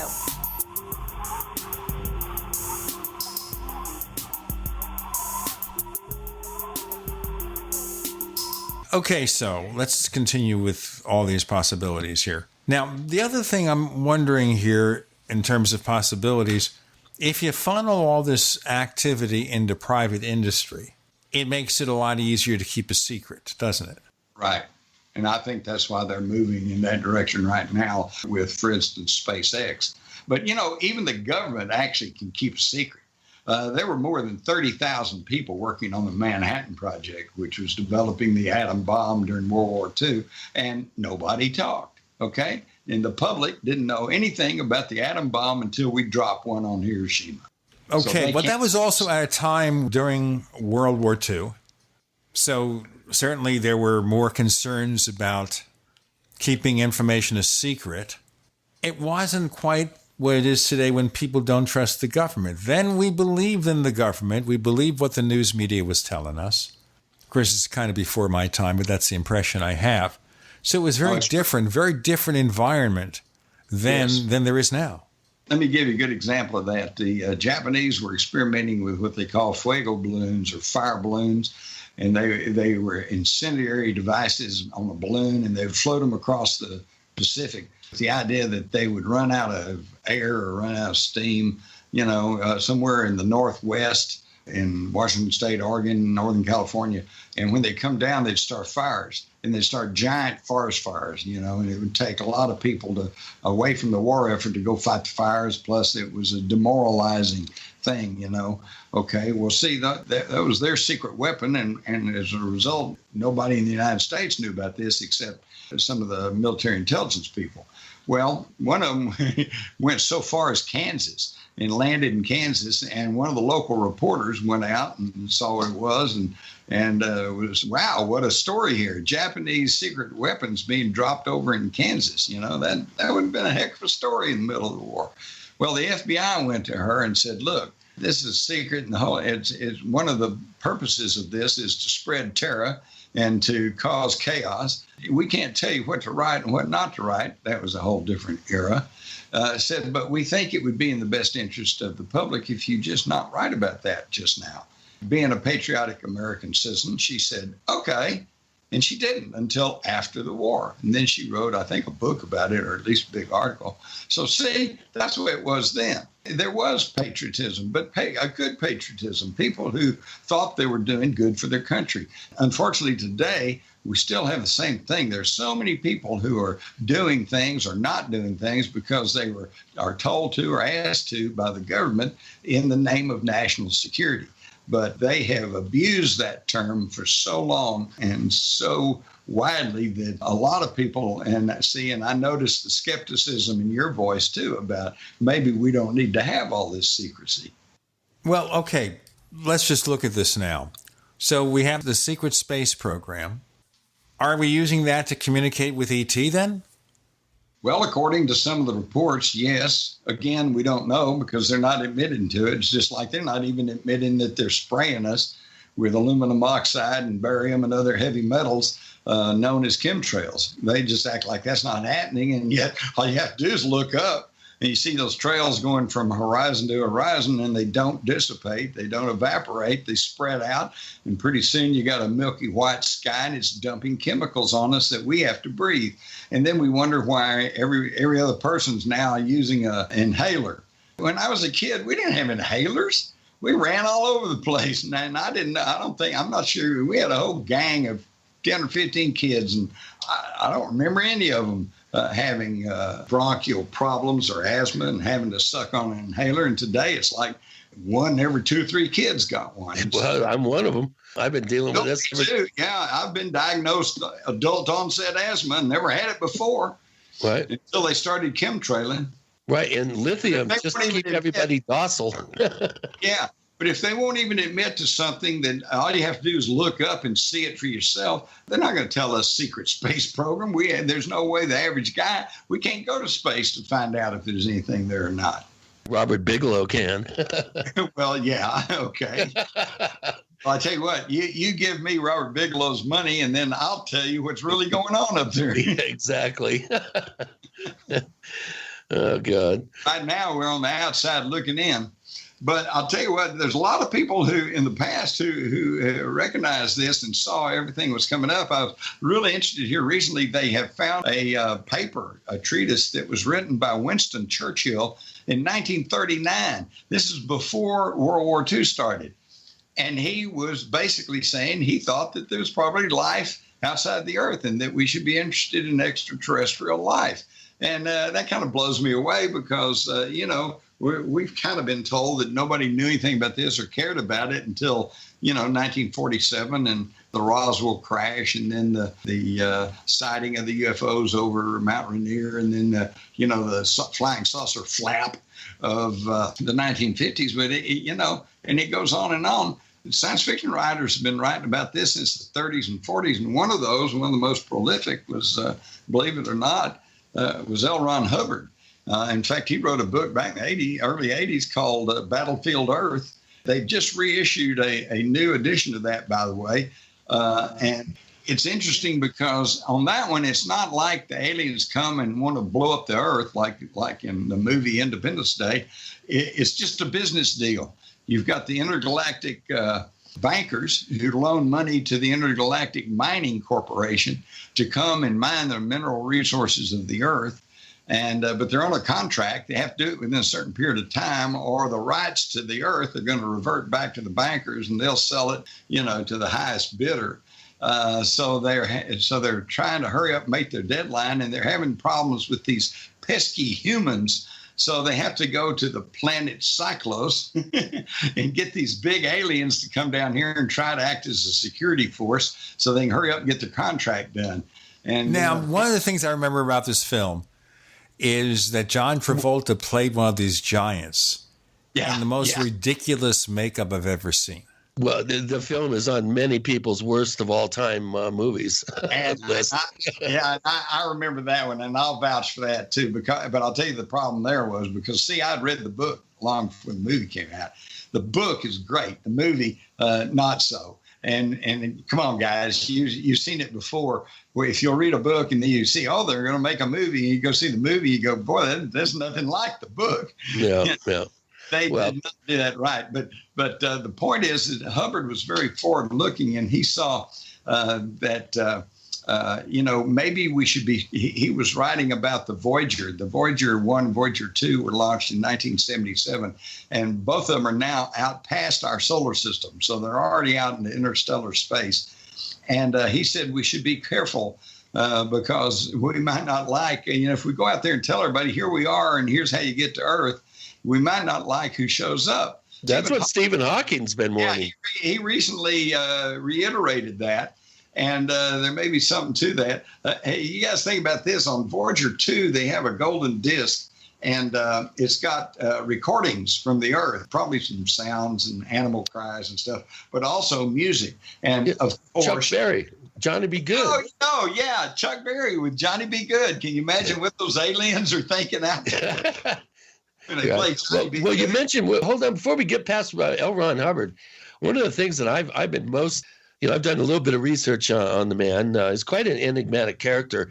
And one of the things that really intrigued me, number one, is his background in the Office of Naval Intelligence. And then number two, his weird friendship with none other than Jack Parsons and his dabbling in the occult. I think he was in the OTO, Ordo Templi Orientis, of course, made famous by Aleister Crowley. And, of course, Parsons was higher up in the L.A. chapter of the OTO. And the Babylon working that they did out in the Mojave Desert over a 2 or 3 month period in 1946, that some people may have opened up a portal that started the modern age of UFOs.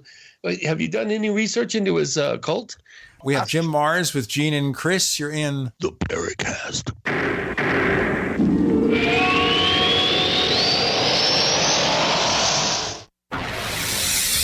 You are listening to GCN. Visit GCNlive.com today. Neighbors, I want to tell you about my favorite graphics app. It's the award-winning Graphic Converter. Graphic Converter is the universal genius for photo editing on your Mac. Join over 1.5 million loyal users for this Swiss Army knife photo editing app. It gives you all you expect from a top-flight image editing app with tons of features, and most important, it's easy to use. It's also far less expensive than that other app that you can only get by subscription. You know the one I'm talking about. What's more, you can get 20% off with your order right now. So write this down to learn about Graphic Converter. Go to www.lemkesoft.de/Gene. Let me spell that. www.lemkesoft.de/Gene. We use cell phones against our heads every day. But now, a landmark U.S. government study confirms increased health risks from exposure to EMF radiation emitted from these devices. The time to protect yourself is now. The solution is Defender Shield. Proudly made in the USA, Defender Shield blocks virtually 100% of EMF radiation emitted from cell phones, tablets, and laptops. Buy now at DefenderShield.com. Use discount code DEFENDER for 10% off. DefenderShield.com, the worldwide leader in EMF radiation protection. You may own a knife, but if it's not an indie hammered knife, it's not a knife. From the forge to the grinder to the sheath, each indie hammered knife is handcrafted using God-given talent. The result is the sharpest edge a knife can have and a true work of art. See a variety of knives and the complete knife kit at ihknives.com. Indie hammered knives, custom knives, made in America. In these uncertain times, it makes sense to have a sustainable backup method to cook food and boil water. If your current plan includes using a fuel-burning stove or cooking over an open fire, then there's a much better way. The Minuteman Rocket Stove is a biomass-burning cooking stove that only requires small quantities of sticks and twigs for fuel. The Minuteman Stove is easy to use, smokeless, portable, powerful, and sustainable. For the finest in survival cooking stoves and fire starters made right here in the USA, go to MinutemanStove.com. That's MinutemanStove.com. If you're 85 or younger, would you like peace of mind and comfort for your family? We're Final Expense Direct with an urgent message for you. The average funeral today costs over $8,000, but the most you'll get from government benefits is $255. How will your family pay the difference? We can help. Our senior plans start as low as just $1 a day and pay up to $30,000 for a funeral and other final expenses. Peace of mind is easy. There's no medical exam. You'll have lifetime coverage, and your plan can't be canceled as long as you pay your premiums. Call now for free information about our senior plans. Answer a few simple questions and receive approval right on the phone. Plus, call right now and we'll give you a discount prescription card for free. Call 800-340-5528. That's 800-340-5528. Again, 800-340-5528. We use cell phones against our heads every day. But now a landmark U.S. government study confirms increased health risks from exposure to EMF radiation emitted from these devices. The time to protect yourself is now. The solution is Defender Shield. Proudly made in the USA, Defender Shield blocks virtually 100% of EMF radiation emitted from cell phones, tablets, and laptops. Buy now at DefenderShield.com. Use discount code DEFENDER for 10% off. DefenderShield.com, the worldwide leader in EMF radiation protection.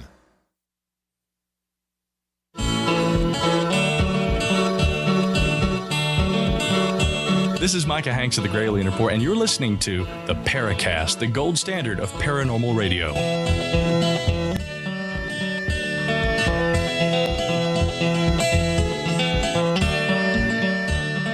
We have some questions from listeners we'll ask later, but Chris asked a question of our guest, Jim Mars, that now, sir, we can have you answer. Go ahead, please. Oh, well, yeah. Of course, I was aware of L. Ron Hubbard because I read a lot of his stuff. He's writing Western novels and spy novels and, intrigue novels all the way back into the 30s. But I particularly liked his science fiction. Mission to Earth is another multi-volume thing, which is just really a hoot. And it's done from the standpoint of the alien who comes to the Earth and then falls into the grips of the CIA and the FBI and the mafia and everybody else. You're right. Hubbard was pretty enigmatic, but he was also just a very world traveler and was what I consider myself. He was a generalist. He knew a little about a lot of things, and he was putting it all together. So, like I said, he had some really good insights into what was really going on, and he chose to try to share that through his fiction. But before we get away, I got to mention that when I was a kid and there was no TV, we'd listen to the radio. And I would lay in bed at night and have the radio on in my bedroom, and I'd listen to Gangbusters and Amos and Andy and The Shadow and all of these radio dramas. And they had people who would read the script, and then they had sound effects. If there was shooting, you'd hear the shooting and doors slamming and all like that. But it was all on radio. It was all audio. And so you'd lay there and you would picture it all in your mind. And it was really an exciting and interesting interactive experience because they'd tell you the story and you could picture it in your own head.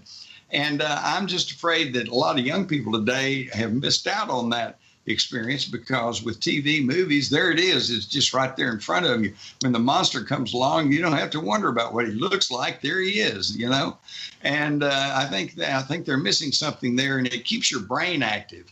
And so the reason I bring this up is because they now have a audio book of Battlefield Earth that is just amazing. Number one, it's 47 and a half hours long, and it's got 68 voice character actors doing all the voices. I mean, today you can get books on tape, of course, or books on disc or whatever, but what you get is an actor reading the book to you. This one, they act it out, and they've got all the different voices. They got 150 sound effects. They got a whole musical score that was written just for this audio book. In fact, AudioFile magazine has named it the best audio book of 2016 here a few months ago. And I just want to mention that because I would really recommend that you get that. If you're a truck driver or you're going to be on a long trip or you get stuck in lots of traffic every day, this would be a wonderful opportunity to revisit the days when you listen to the story and could build the whole thing up in your own mind. I think more and more people are going with the whole audiobook concept because, we're stuck in traffic so much. A lot of people actually listen to this show while they're on their way to work or going on trips or, stuck in LA traffic, for instance. People spend a significant portion of their lives behind the wheel of the car. And what better way to pass the time than be entertained? By the way, we continue to be among the top 7 streams at GCN Live. And these are people who will be streaming stuff to their cars, in addition, of course, to being able to download the show from iTunes and other places. Just saying. Well, yeah. And today, with the ability to tape everything, or I say tape, that's old tech, record everything. That's why when people say, well, I don't have time, I can't learn about that. And I turn up my lip at that because, hey, today, with the ability to record, play things back, yes, we're all pressed for time. But like you guys mentioned, a long commute or vacation time or just quit watching some of those insipid TV sitcoms or whatever and start listening to programs like yours and others where you can actually learn something and figure out what's really going on so you can act as an informed and active participating citizen. Yeah. Well, people, I think, by and large, they used to say the average attention span is 8 seconds. Well, I think it's 0.8 seconds now. Boy, I tell you, if somebody, one of the kids is waiting, clicks on something like a video or something, and it doesn't immediately show up, they're already on to the next thing. Yeah. Well, so we're seeing a real dumbing down of the population. Number one, number two, we're seeing a homogenization of information. We're also seeing what appears to be, I think, a really insidious program of dumbing people down and we're going back into slogans and jingoism and people just knee-jerk responses to people, places, and situations that are totally programmed for them. And so mass groups of people are being manipulated effortlessly in this, super high-tech media-soaked age. And, your point's well taken, Jim. We need more people doing the research. We need more people, motivated enough to find out for themselves, find good sources of information and really go with them. And unfortunately, shows like this are dying on the vine, because people, they don't have the attention spans anymore. They literally don't. It's true. And the only place I would differ with some folks on that issue is that I contend that didn't just happen by accident. There's been a conscious program laid on us to dumb us down and to keep us from thinking for ourselves. The people who are trying to run the world, they don't really want us thinking and figuring out what's really going on, because we might accidentally get together and say, hey, we don't want this. And actually, it's happening anyway, because I really believe, guys, that there is kind of a consciousness raising that's taking place on the world today. And I think two of the best examples is the Brexit, where the British leaders and the media over there and everybody said, oh, we don't want to get out of the European Union. Oh, no, this is good for international trade. This is good for the international corporations. But the public said, no, we want out. We're tired of supporting Greece and Italy and these other countries that can't make their budget work, and so they're getting our money. Germany's saying the same thing. And then we saw it right here with this past election. Right, with the election of Trump, with total repudiation of politics and politicians. Exactly. It was a knee-jerk reaction, which unfortunately is going to come back and bite us big time. But it is an indication that there's a rumbling in the American pubic, as I like to refer to them. Let's go back to this, Jim. I want to go back to the gradual revelation about the possibility of life in space. Now, do the powers that be even want that? No, that's what I said earlier. That's the whole problem right there. If they wanted it, we'd already have it. They, in fact, the big question, I kept waiting for you to ask this, is, are we ever going to have disclosure? Are we ever going to know? And again, it's back to the same thing that I talked about in regards to the Kennedy assassination. If the real question you're asking is, will a government official get up and say, okay, here's the real story? No, that ain't going to happen, because no politician is going to want to fade the heat of getting up and saying, okay, we lied to you for 70 years. Yeah, right. truth. Okay. Believe us now. Yeah. Well, I used to tell a story here on the Paracast with the previous president, but I think it would apply to all of them.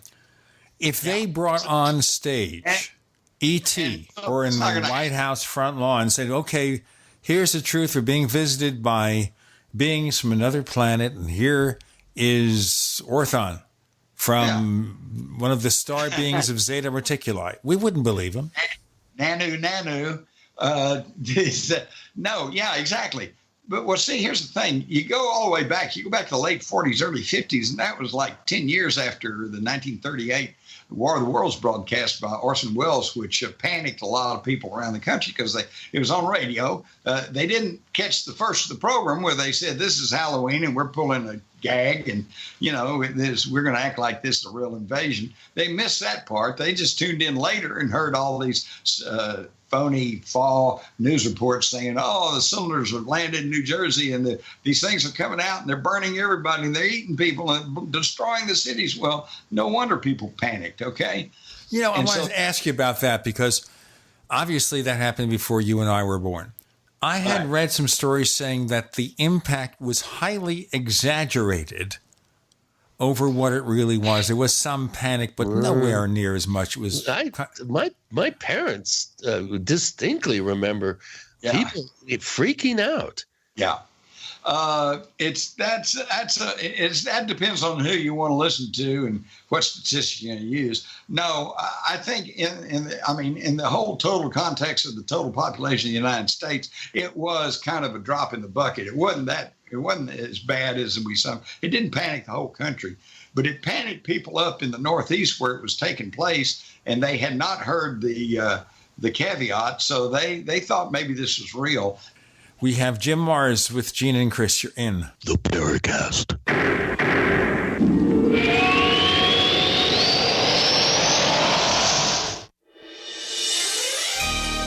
Thank you for listening to GCN. Be sure to visit GCNlive.com today. We also have swag. We have all these exclusive Paracast things that you can buy. We've got 60 or so different items, and entails T-shirts, sleeves for notebook computers, iPad cases, mouse pads, the Paracast Jumbo tote bag, all sorts of T-shirts and jackets and stuff like that for men and women. We have a Paracast aluminum water bottle. All this stuff, you go to store.theparacast.com, store.theparacast.com. What makes it special is that the items are the best quality, great T-shirts, fabrics, and they have our official logo on them. That's what makes them special, in multiple sizes and colors. We even have stuff for children, stuff for women, stuff for men. We have all sorts of sizes, like small up to X large. A lot of good stuff. That's the swag from the Paracast. You go to store.theparacast.com, stop by, and take a shopping tour. We use cell phones against our heads every day. But now, a landmark U.S. government study confirms increased health risks from exposure to EMF radiation emitted from these devices. The time to protect yourself is now. The solution is Defender Shield. Proudly made in the USA, Defender Shield blocks virtually 100% of EMF radiation emitted from cell phones, tablets, and laptops. Buy now at DefenderShield.com. Use discount code DEFENDER for 10% off. DefenderShield.com, the worldwide leader in EMF radiation protection. Taking turmeric is good, but there's a problem with it. The active ingredient in turmeric, known as curcumin, is poorly absorbed into the cells due to its large particle size. But now, One Planet Nutrition has the answer for this powerful anti-inflammatory. Nanocurcumin, a nanoparticle curcumin which absorbs over 40 times better into your bloodstream. Discover more health benefits of nanocurcumin and nanocurcumin plus, now on sale at OnePlanetNutrition.com. Use promo code GCN for your special discount at OnePlanetNutrition.com.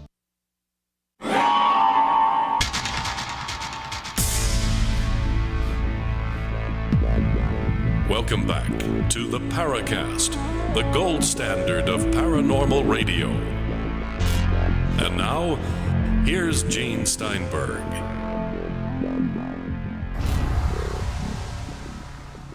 Okay, so let me go back to something here. All right, so we obviously know about the impact of the War of the Worlds, and I could see where even it was a limited outcry, a limited degree of panic, especially in the Northeast, that might have freaked out some of the powers that be about revealing what UFOs were about. That's the 1940s.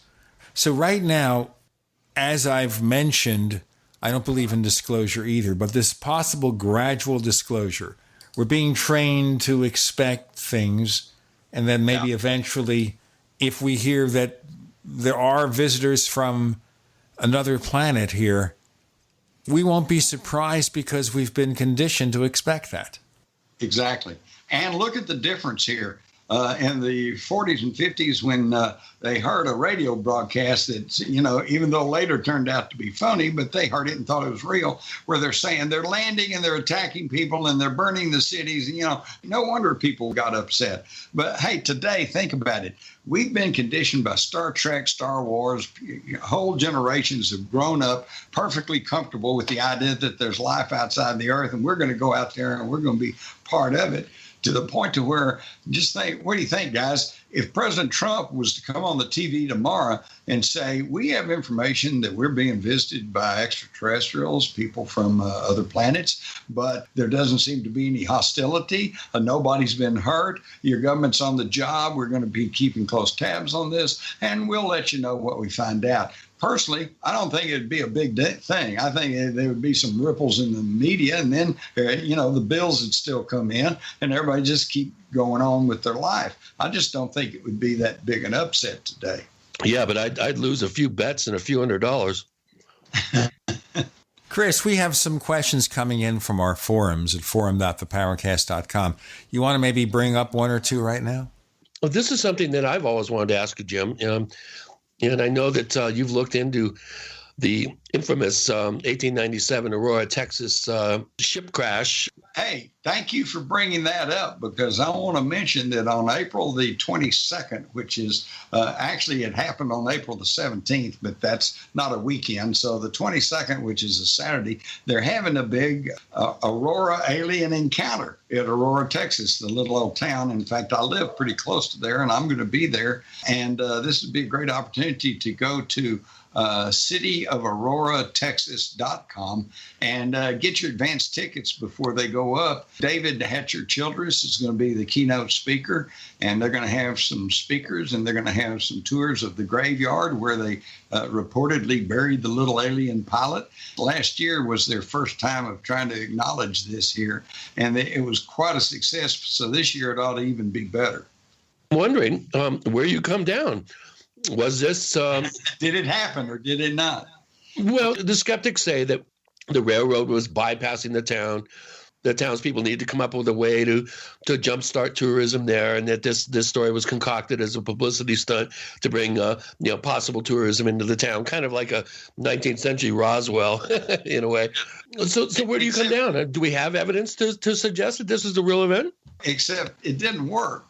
Nobody came, okay? And the town still withered away and died. And today there's not even a gas station in Aurora. There's not a bank or anything else. It's just kind of a bump in the road. And this is kind of like it's similar to the idea that Roswell was faked to draw attention, away from their secret military stuff going on there in New Mexico in 1947, which never made any sense to me because, if you want to keep Russians from concentrating and putting their eye on New Mexico and trying to see what they're doing down there, you don't put out a story that aliens crashed there, That'd draw every agent in the country down there. Unless you want to draw attention there because something is happening somewhere else. Because here's an interesting thing. I don't know if you've read the book Roswell in the 21st Century from Kevin Randall, who's been studying Roswell for 30 years. Yeah, he's been at it for a while. And he has recanted a lot of it, saying that a lot of the eyewitness testimony, which started 30 years after the fact and then went on, doesn't hold up, that something happened there. But he can't say it's a spaceship. He can't even find reasonable confirmation for the reports of possible alien bodies. That's just a mysterious thing happened, and we don't know. And would you even dismiss the possibility that, it was a misdirection? It was a misdirection to have people think about spaceships possibly landing at Roswell with this little thing of, a flying disc has landed and it's only a balloon and all that stuff. That was the misdirection, that something happened somewhere else that we overlooked. I'm certainly open to that. I mean, I'm open to anything. If you can prove something to me, I pride myself on changing my mind. But I want to tell you guys, no, the thing that convinces me is, number one, the people I've talked to who were directly involved, okay? Some of them threatened with their life if they talked about it, all right? There's something definitely very unusual happened there. The other thing that really convinces me on Roswell is because of my work with remote viewing that the Army was using to end the Cold War. And several remote viewers have taken a look at Roswell, and they said there was definitely something unearthly going on there, okay? So, yes, I believe that. Same thing kind of with Aurora. I began to cover the Aurora story in 1973, and I've been keeping up with it ever since. And like I said, I just live a few miles from Aurora right now. And early on, I was very, very skeptical, okay?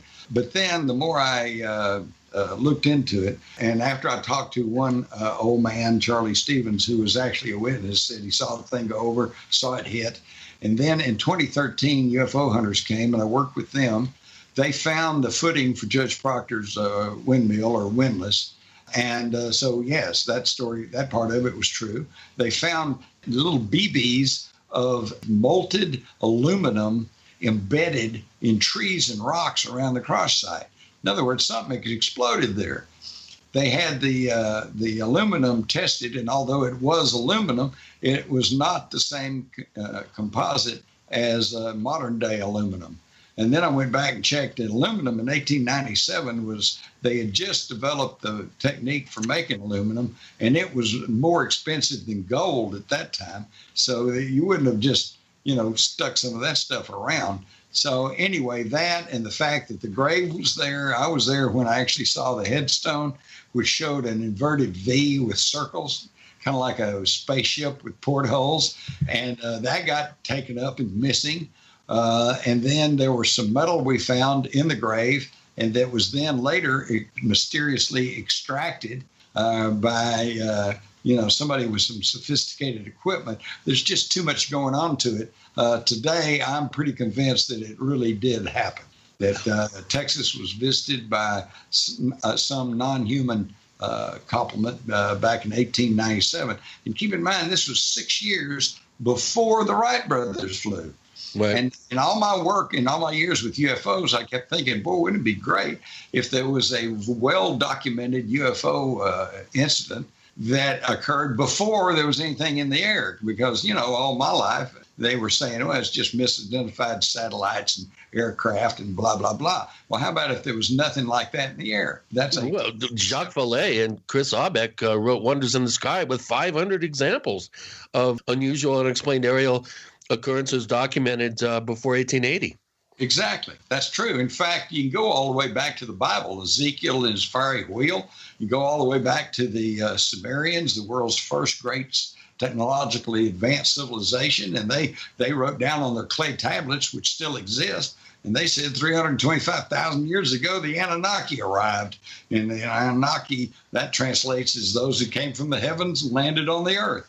So, yeah, if they've been with us, guys, this is actually good news, because what this tells me is I don't think we really have to worry about a Independence Day type invasion of the earth and burning the cities and killing people and everything, because if that was the plan, and since we now know and it can be established that there's been these reports of flying machines all the way back through recorded history, then why didn't they attack us back when we were in the Stone Age instead of waiting until we've got space platforms and laser guns and everything else? So I don't think that's the plan. I don't think we have to worry about an armed alien invasion.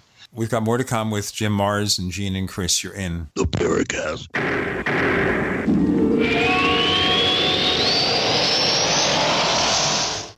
Neighbors, I want to tell you about my favorite graphics app. It's the award-winning Graphic Converter. Graphic Converter is the universal genius for photo editing on your Mac. Join over 1.5 million loyal users for this Swiss Army knife photo editing app. It gives you all you expect from a top-flight image editing app with tons of features, and most important, it's easy to use. It's also far less expensive than that other app that you can only get by subscription. You know the one I'm talking about. What's more, you can get 20% off with your order right now. So write this down to learn about Graphic Converter. Go to www.lemkesoft.de/Gene. Let me spell that.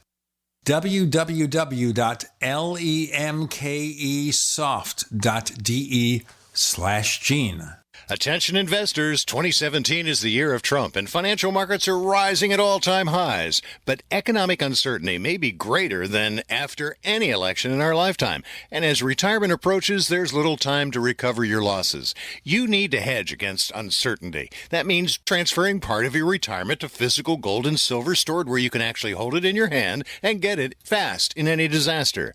It's a perfect time to buy. Prices are low and expected to climb. Make Augusta Precious Metals your personal gold and silver provider. Augusta cares for your financial position and helps you make good decisions. And they're A+ rated by the Better Business Bureau. Get Augusta's free gold and silver IRA guide. What you learned could help you weather any economic storm. There's no obligation. Just call toll-free. Call 855-222-5857. That's 855-222-5857. Again, 855-222-5857. Trust Augusta. Protect your retirement today. Paid non-attorney spokesperson Adam Pulaski of the Pulaski Law Firm with principal office in Houston, Texas is the attorney responsible for the content of this ad. This ad is not legal advice, and the choice of a lawyer should not be based solely upon advertisement. Services may not be available in all states. Attention Xarelto users. If you or a loved one took Xarelto and suffered a serious bleeding event, you may be entitled to financial compensation. Xarelto is a popular prescription blood thinner used to prevent blood clots and protect patients from strokes. These serious bleeding events have led to numerous cases of hospitalization and even death. Phone lines are open 24/7. Call 800-261-0937. That's 800-261-0937. All right, guys, we're ready for our four-season sunroom, and Daddy's gonna get a rec room with refreshments. Oh no, we'll be sleeping under the stars. Mom, what about the one with, the fun? Nice try, little bro. It's a gym. My gym. Hey, Grandma's getting her Four Seasons garden room. Weather tight and still like being outdoors. Maybe a living room. Oh no, wait, a family hub. Yeah! No matter what the budget, the season, or the climate, Four Seasons Sunrooms let you and your family enjoy the outdoors inside. Call now to hear more about these great offers from the premier manufacturer of sunrooms since 1975. More reasons for Four Seasons now. To find out more, call toll-free 800-848-6333. That's 800-848-6333.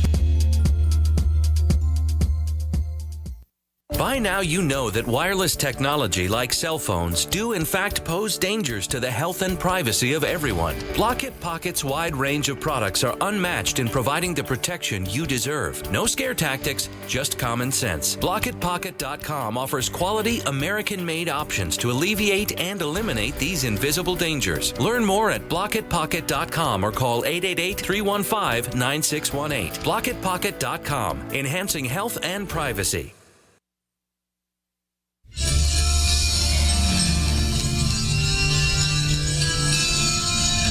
Hi, this is Bryce Abel. I'm the producer of Dark Skies, the co-author of AD After Disclosure, and you are listening to the Paracast, the gold standard of paranormal radio.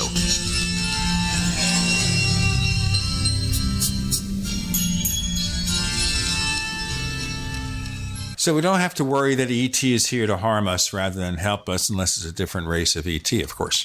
But what about the possibility here, which sometimes we mention, Jim Mars, that we were seeded here by the aliens, or they did some genetic manipulation with the locals?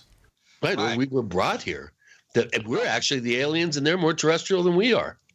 That is actually more than a theory, because that was actually written down 2,000 years, 3,000 years before the Bible was ever written down. They're in the Sumerian tablets, and they go into some detail as to how that these Anunnaki, these visitors from space, took the egg of a primitive earth woman, out of Africa, apparently, so maybe we could call her Lucy, and they impregnated the egg with the sperm of an Anunnaki male, and then put the fertilized egg in the womb of a Anunnaki female who carried it to term, and then through a cesarean section delivered a healthy breathing hybrid that was kind of a cross between these two that they call the Adam or the Adama.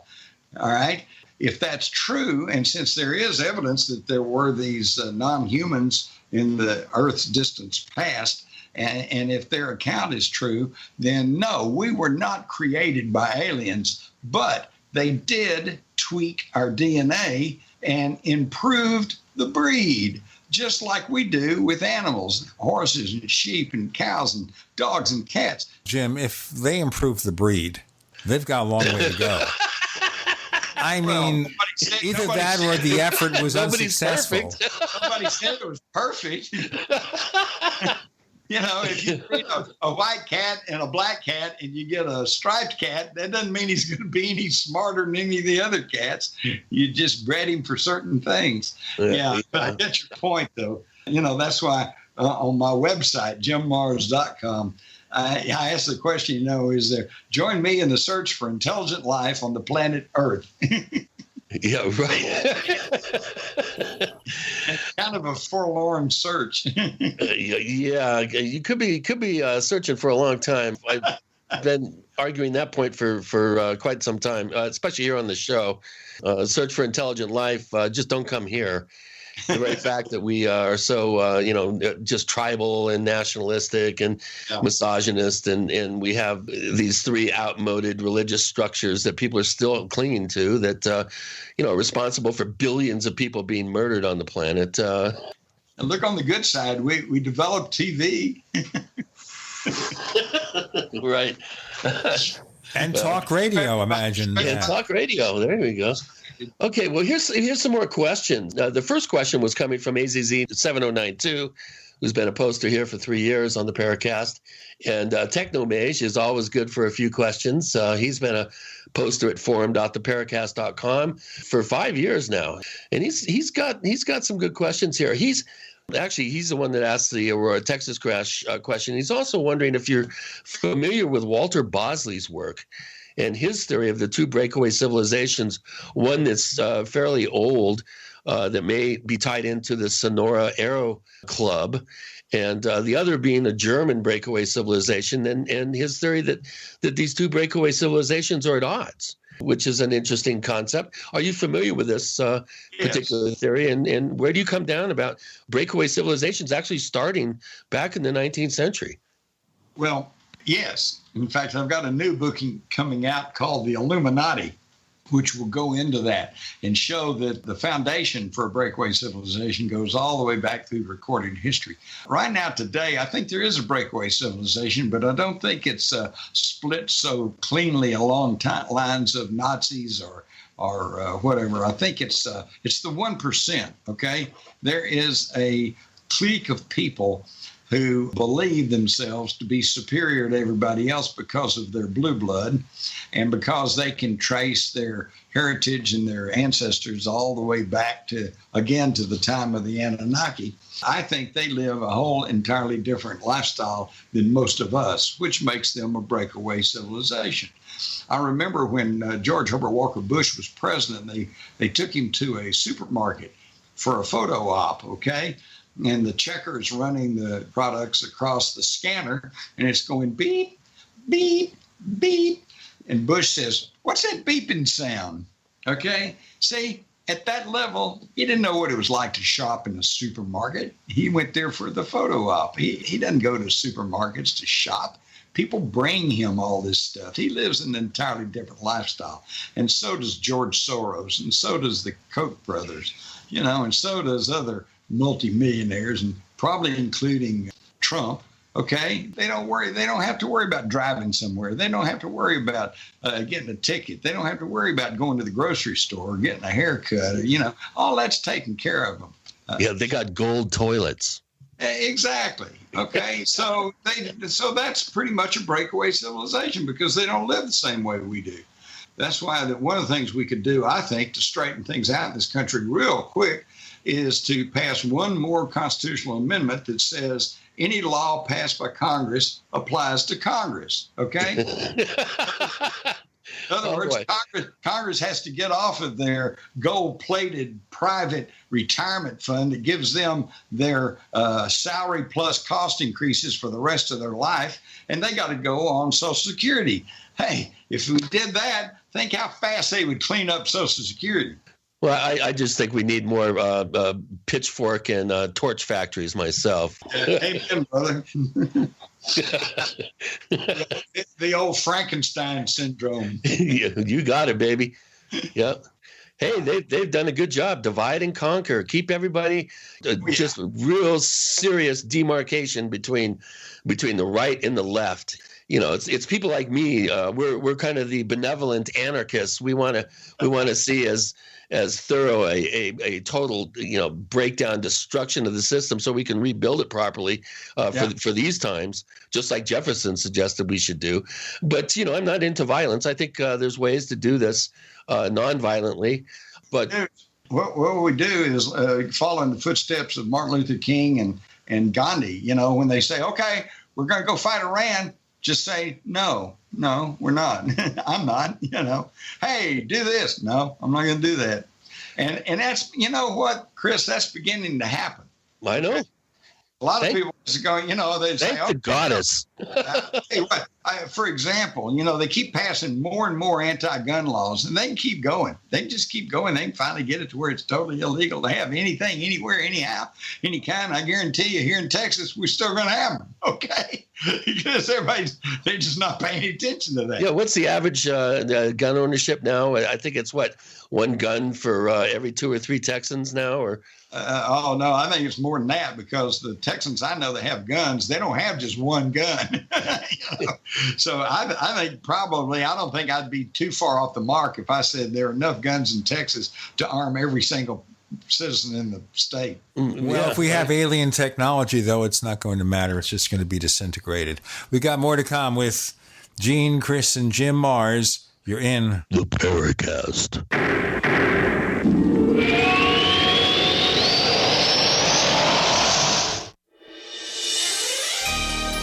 Thank you for listening to GCN.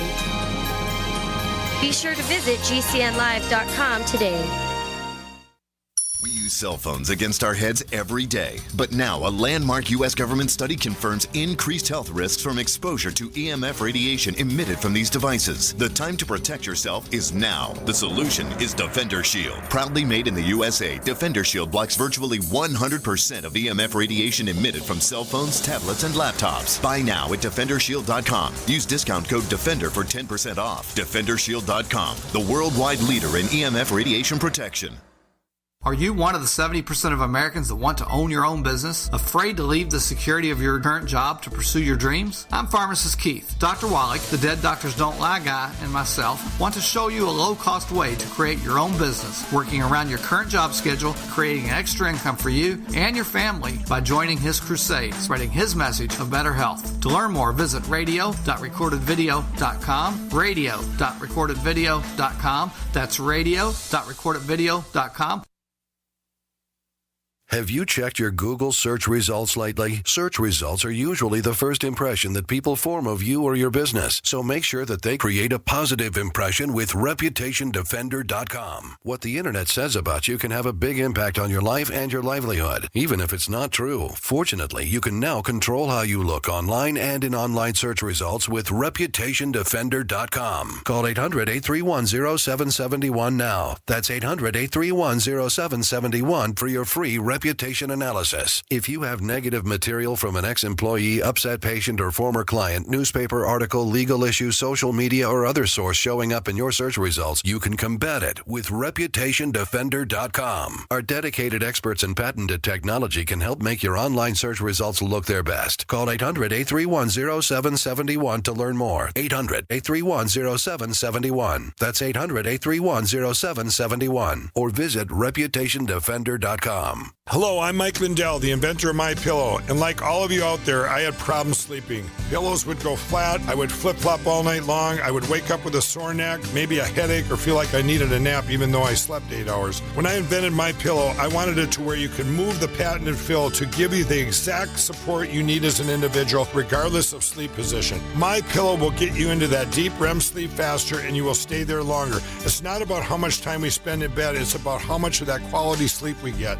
I do all of my own manufacturing right here in the United States. I have a 10-year warranty. You can wash and dry my pillow, and I give you a 60-day money-back guarantee, so you have nothing to lose. And here's my best offer ever. You can buy one of my pillows and get one absolutely free. Go to mypillow.com or call 800-870-0305 and use promo code GCN. That's mypillow.com or 800-870-0305 with promo code GCN. Attention small business owners. Want to save money on your employee health insurance plan? Learn the little-known solution that could save thousands of dollars on your health insurance benefits and save your employees money, too. Call Health Markets for a free consultation, and one of our 3,000 local agents will show you how to make healthcare reform work for you. We'll design customized solutions for your business that can lower healthcare costs for you and your employees. We'll work directly with you to determine your needs. We search thousands of health plans from over 180 health insurance companies nationwide. You'll also find out if tax credits could save you money. Best of all, the service is free of charge. See why Health Markets has enrolled Americans in more than 2 million insurance policies. You don't have to wait for open enrollment to lower your cost. Call now. Find out how much you and your employees could be saving. Representatives are standing by to assist you. Call 800-930-5137. That's 800-930-5137. 800-930-5137.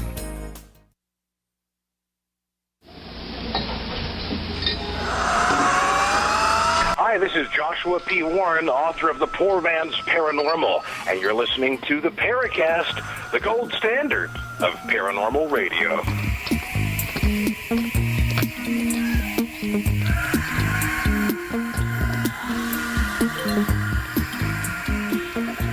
So as I said, Jim Mars, even if we arm the people, and I live in Arizona, so certainly there are lots and lots of weapons here. Ooh, if we have access to advanced technology from ET, it's not going to make a difference. That's true. But that depends on who's using the advanced technology. You know, who's going to benefit if there are ETs, if they are have advanced weaponry, and if they are willing to share it with us. Do you really think they're going to give it to you? Well, you know, present tense accepted. I don't. Well, if they did, Barbara would absconded with it, and she'd say, "No, I'm taking this. You're not taking this out with you." Yeah, that's true. I think that sounds like my wife too. What do you mean I can't take mine? All the other guys are taking theirs. That was the rationale that I would offer, an argument that I would give to my mother time and time again. Well, Mom, everybody else is doing it, you know? Yeah, exactly. You know what her response was? You know, this is the old classic. She says, well, if everybody's going to go jump off the cliff, are you going to go too? yeah, exactly. Well, hey, welcome to the Great American Pubic. Yeah. Okay, this is a question from AZZ7092. I misquoted before. He's asked several questions here. One is about Dulce in the Dulce base at the Hickory Apache Reservation in north central New Mexico. And then the other is about Skinwalker Ranch, what you think about that and where you come down on that. Where do you come down on some of these fantastic underground alien base theories and stories, as opposed to the conventional, you know, deep underground military bases or DUMBs or the continuation of government facilities, which there are 129 of them. And as Richard Sauter, probably one of the top experts in that field, has disturbingly come up with, is there's absolutely no funding that he could find in any appropriations bill in Congress to fund the 129 known deep underground military and continuation of government facilities. But that's one whole thing that we kind of know about. But what about this whole Dulce and Skinwalker Ranch and you know, as soon as they disturb the ground and all sorts of weird stuff starts happening? Do you think there's some sort of weird underground aspect to a lot of this so-called paranormal pop culture stuff?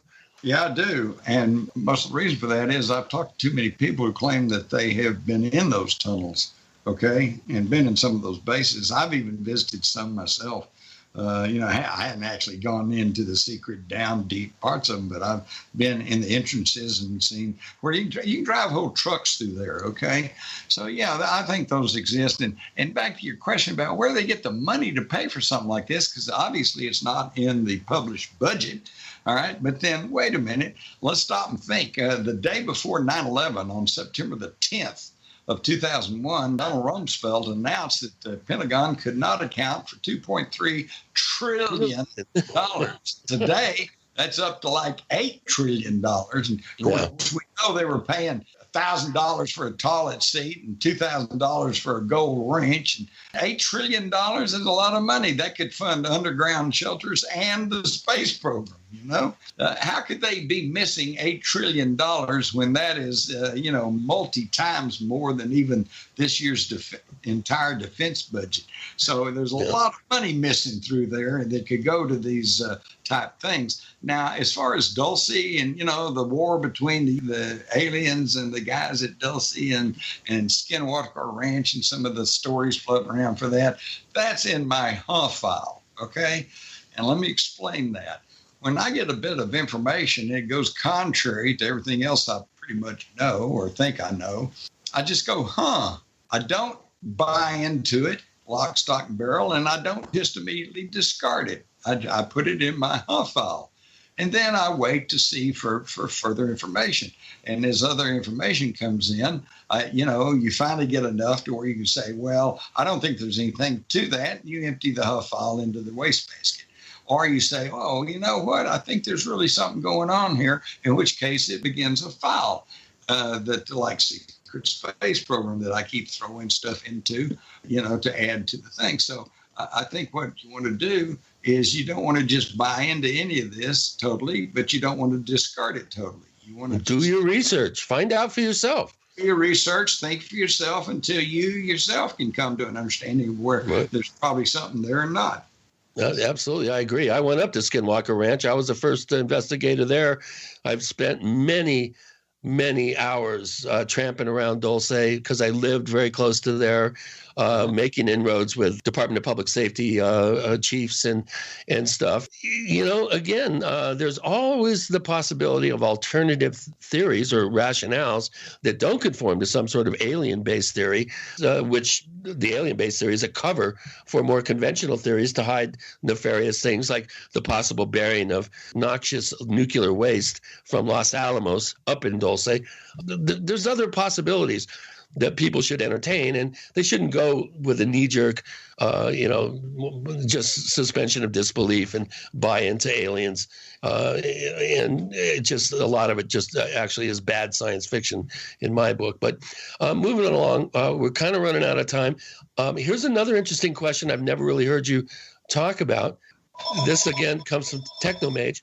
And this is, what do you think is a more likely explanation for megalithic structures of the ancient past?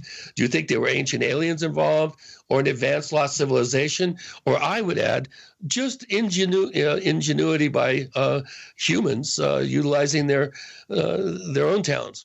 Oh, yeah. Well, I think if you get dispassionately look at history, and look at what is now known, and look at all of the anomalies around the world, all of the artifacts, all of the cave drawings that depict saucers and people look like they're in spacesuits and everything else. You go back to the stories of the flying dragons. You go back to the Vyamas of the Hindu writings, the early Vedas, where they talked about the craft that fly through the air and could destroy a whole city with just one big blast. You go to Ezekiel, the fiery wheel. You go to the Romans, their flying shields. And, the evidence and the argument for prehistoric extraterrestrial visitors is quite compelling and, in fact, almost overwhelming.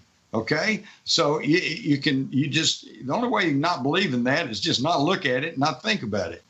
So looking at the trilithon stones, that make up the base layer of Baalbek, for instance, 1,000-ton stones that we couldn't even lift today. You think there is something possibly otherworldly at work that would allow for the construction of such massive single blocks of stone?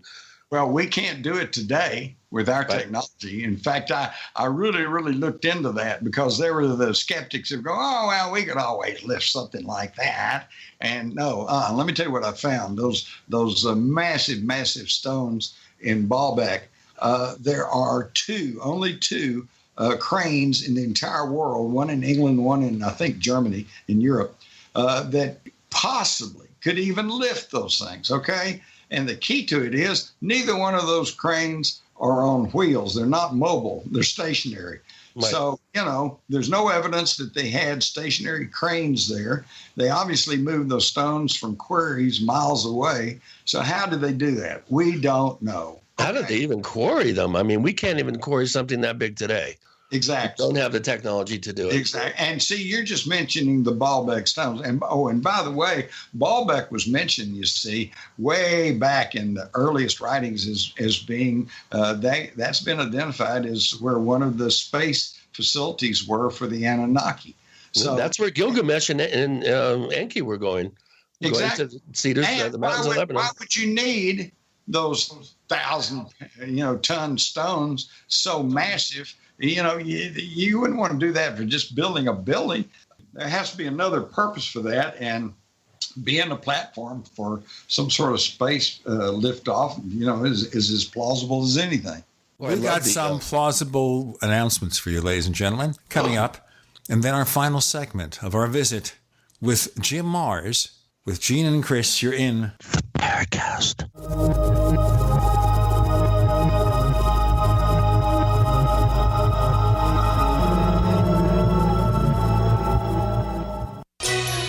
Thank you for listening to GCN. Visit GCNlive.com today. We also have swag.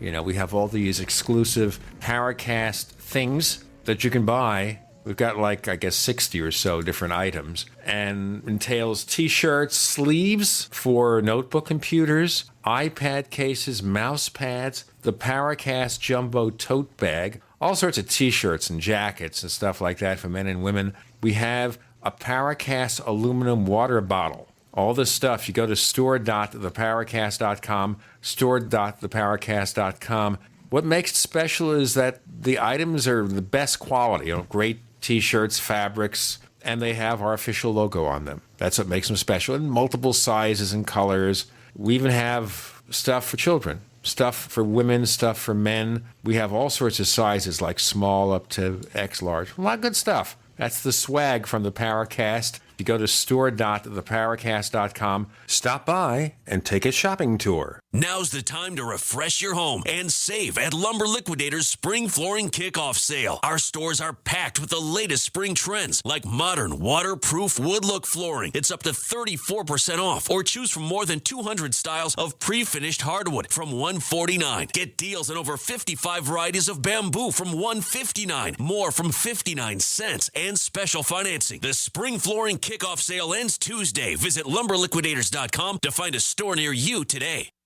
This is Dan Pilla. Do you owe the IRS money you can't pay? Are tax debts crippling you? I've defended people from the IRS for over 30 years. I've helped thousands, and I can help you too. I wrote the book on IRS settlement, and I'm telling you, there's no such thing as a hopeless case. Call 800-34-NO-TAX to finally get free of IRS debt. With the IRS's new programs, there's never been a better time to solve your problem. Call 800-34-NO-TAX. That's 800-34-NO-TAX, or my website, danpilla.com. Are you looking to become more self-sufficient? Then you need to have your own energy source. The Solark EMP hardened generator is automatic, maintenance-free, and reduces your monthly electric bill. You can also take it off-grid when you go camping. Contact PortableSolarLLC.com or call for details at 972-575-8875 today. Portable Solar LLC gives you everything you need to start using solar energy in less than 1 hour. Solark EMP hardened solar generator energy insurance for your family or business. Call Portable Solar LLC today. Message and data rates may apply. Hi, I'm Frank Thomas. When I was playing ball, they called me the Big Hurt. But after I left the game, Mother Nature started putting a big hurt on me. I just couldn't stay in shape like I used to. Turns out, it wasn't my fault. Once you hit 40, your body has less free testosterone, and that can make it harder to get into shape. But luckily, I found out about Nugenics. Nugenix is a unique man-boosting formula powered by Testofen, a patented key ingredient clinically researched to help boost your free testosterone levels. Get a complimentary bottle now by texting PRIME11 to 42424. With Nugenix, you can feel stronger, leaner, with a lot more stamina and energy. And guys, she'll like the difference too. Nugenix is GNC's #1 selling men's vitality product. Get a complimentary bottle now by texting PRIME11 to 42424. Nugenix samples are not available in stores. So again, text PRIME11 to 42424. Hi, this is Ted Anderson. I'm here to tell you about GCNtelecare.com, a team of board-certified doctors assisting you 24 hours a day, 7 days a week, 365 days a year. Within 15 minutes of registration, care your family can afford. Revolutionizing the healthcare industry, virtual consulting providing diagnosis of non-emergency medical issues by phone or secure video on computer or smart mobile devices. GCNtelecare.com. Virtual care anywhere.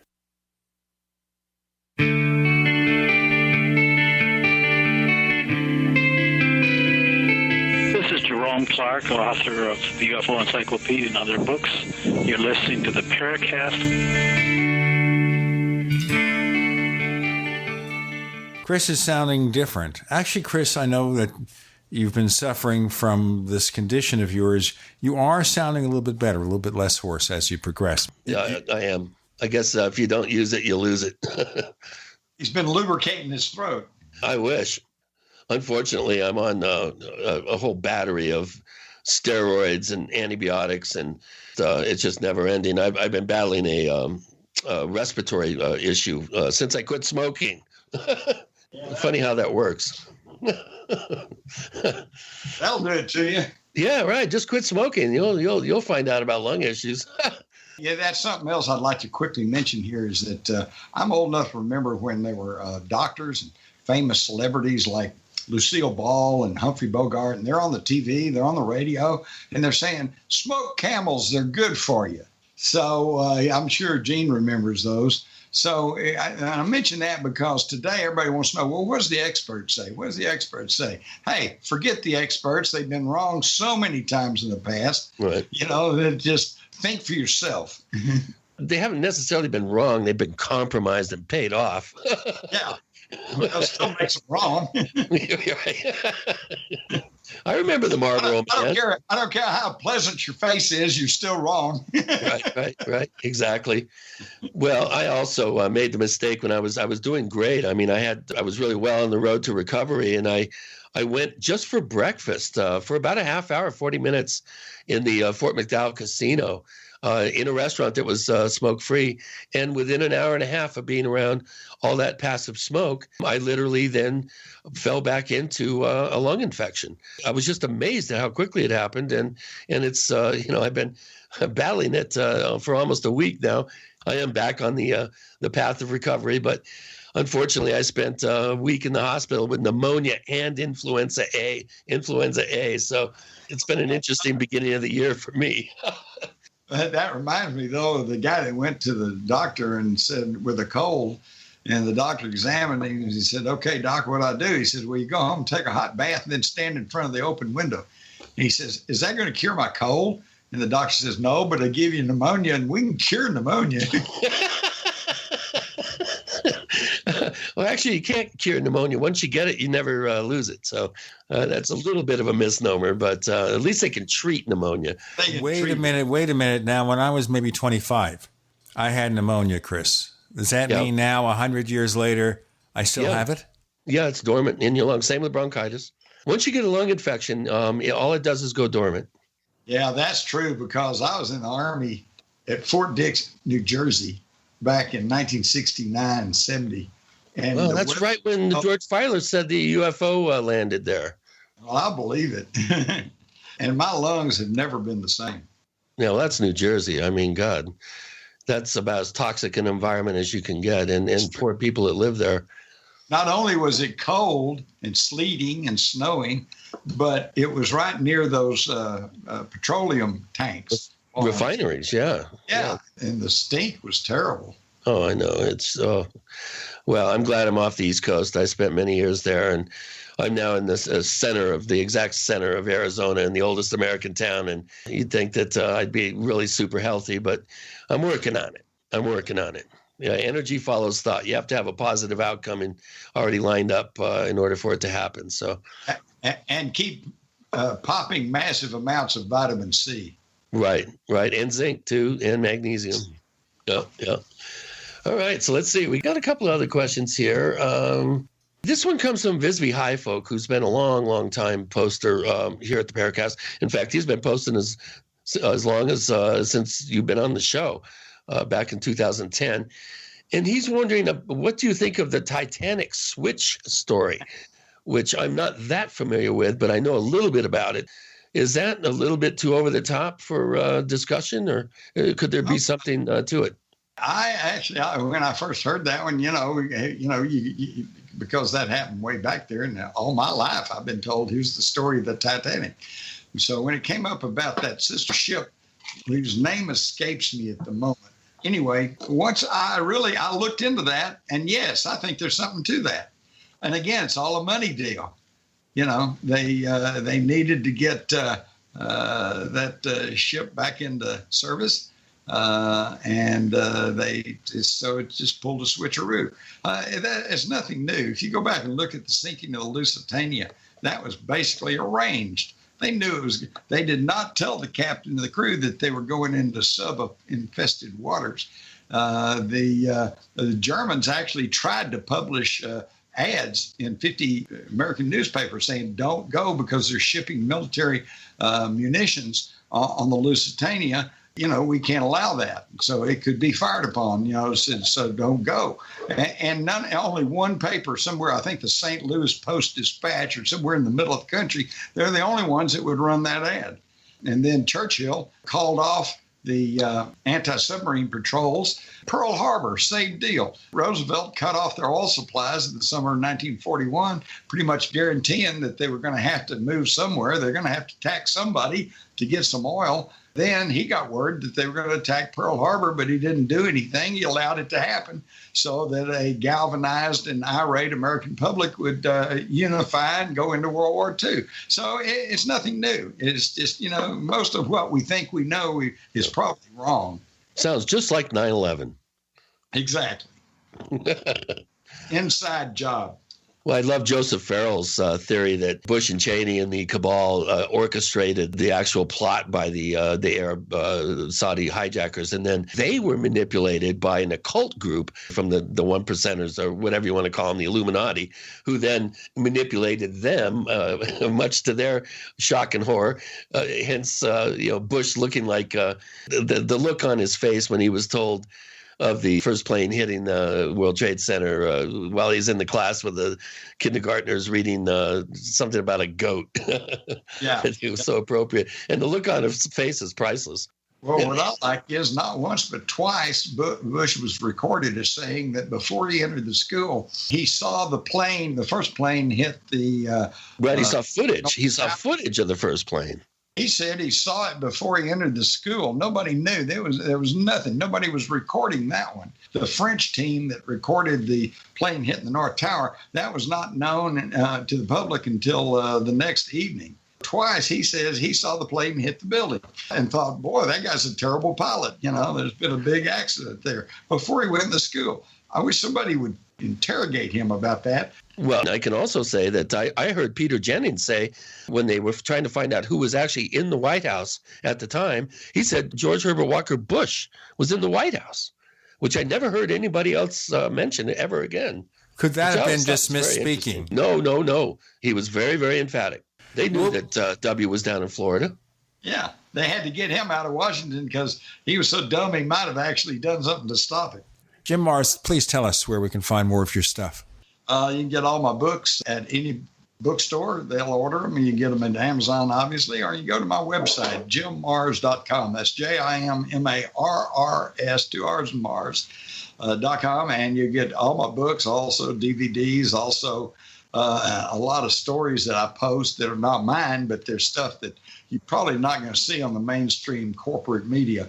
So, yeah, I would encourage everybody to go take a look at jimmars.com. Also, go check out battlefieldearth.com and check out that audio book. It's really extraordinary. Then go check cityofaurora.texas.com to see about if you might want to come down to Texas in April 22nd for a day-long celebration of the 120th year of the Aurora spaceship crash. Let me tell our listeners also that you can find us on Twitter as the Paracast. You can find Paracast fan clubs on Facebook, 2 of them.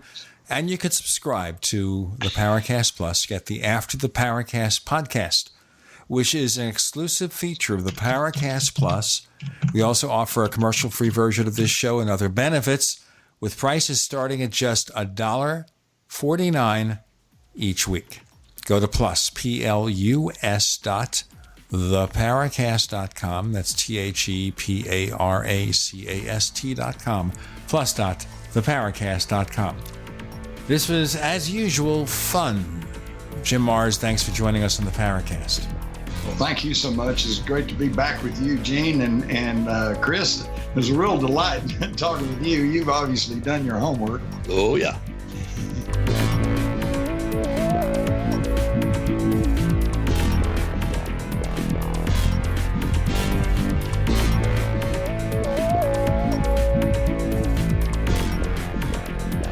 The Paracast, featuring Gene Steinberg and Christopher O'Brien, is a copyrighted presentation of Making the Impossible, Incorporated.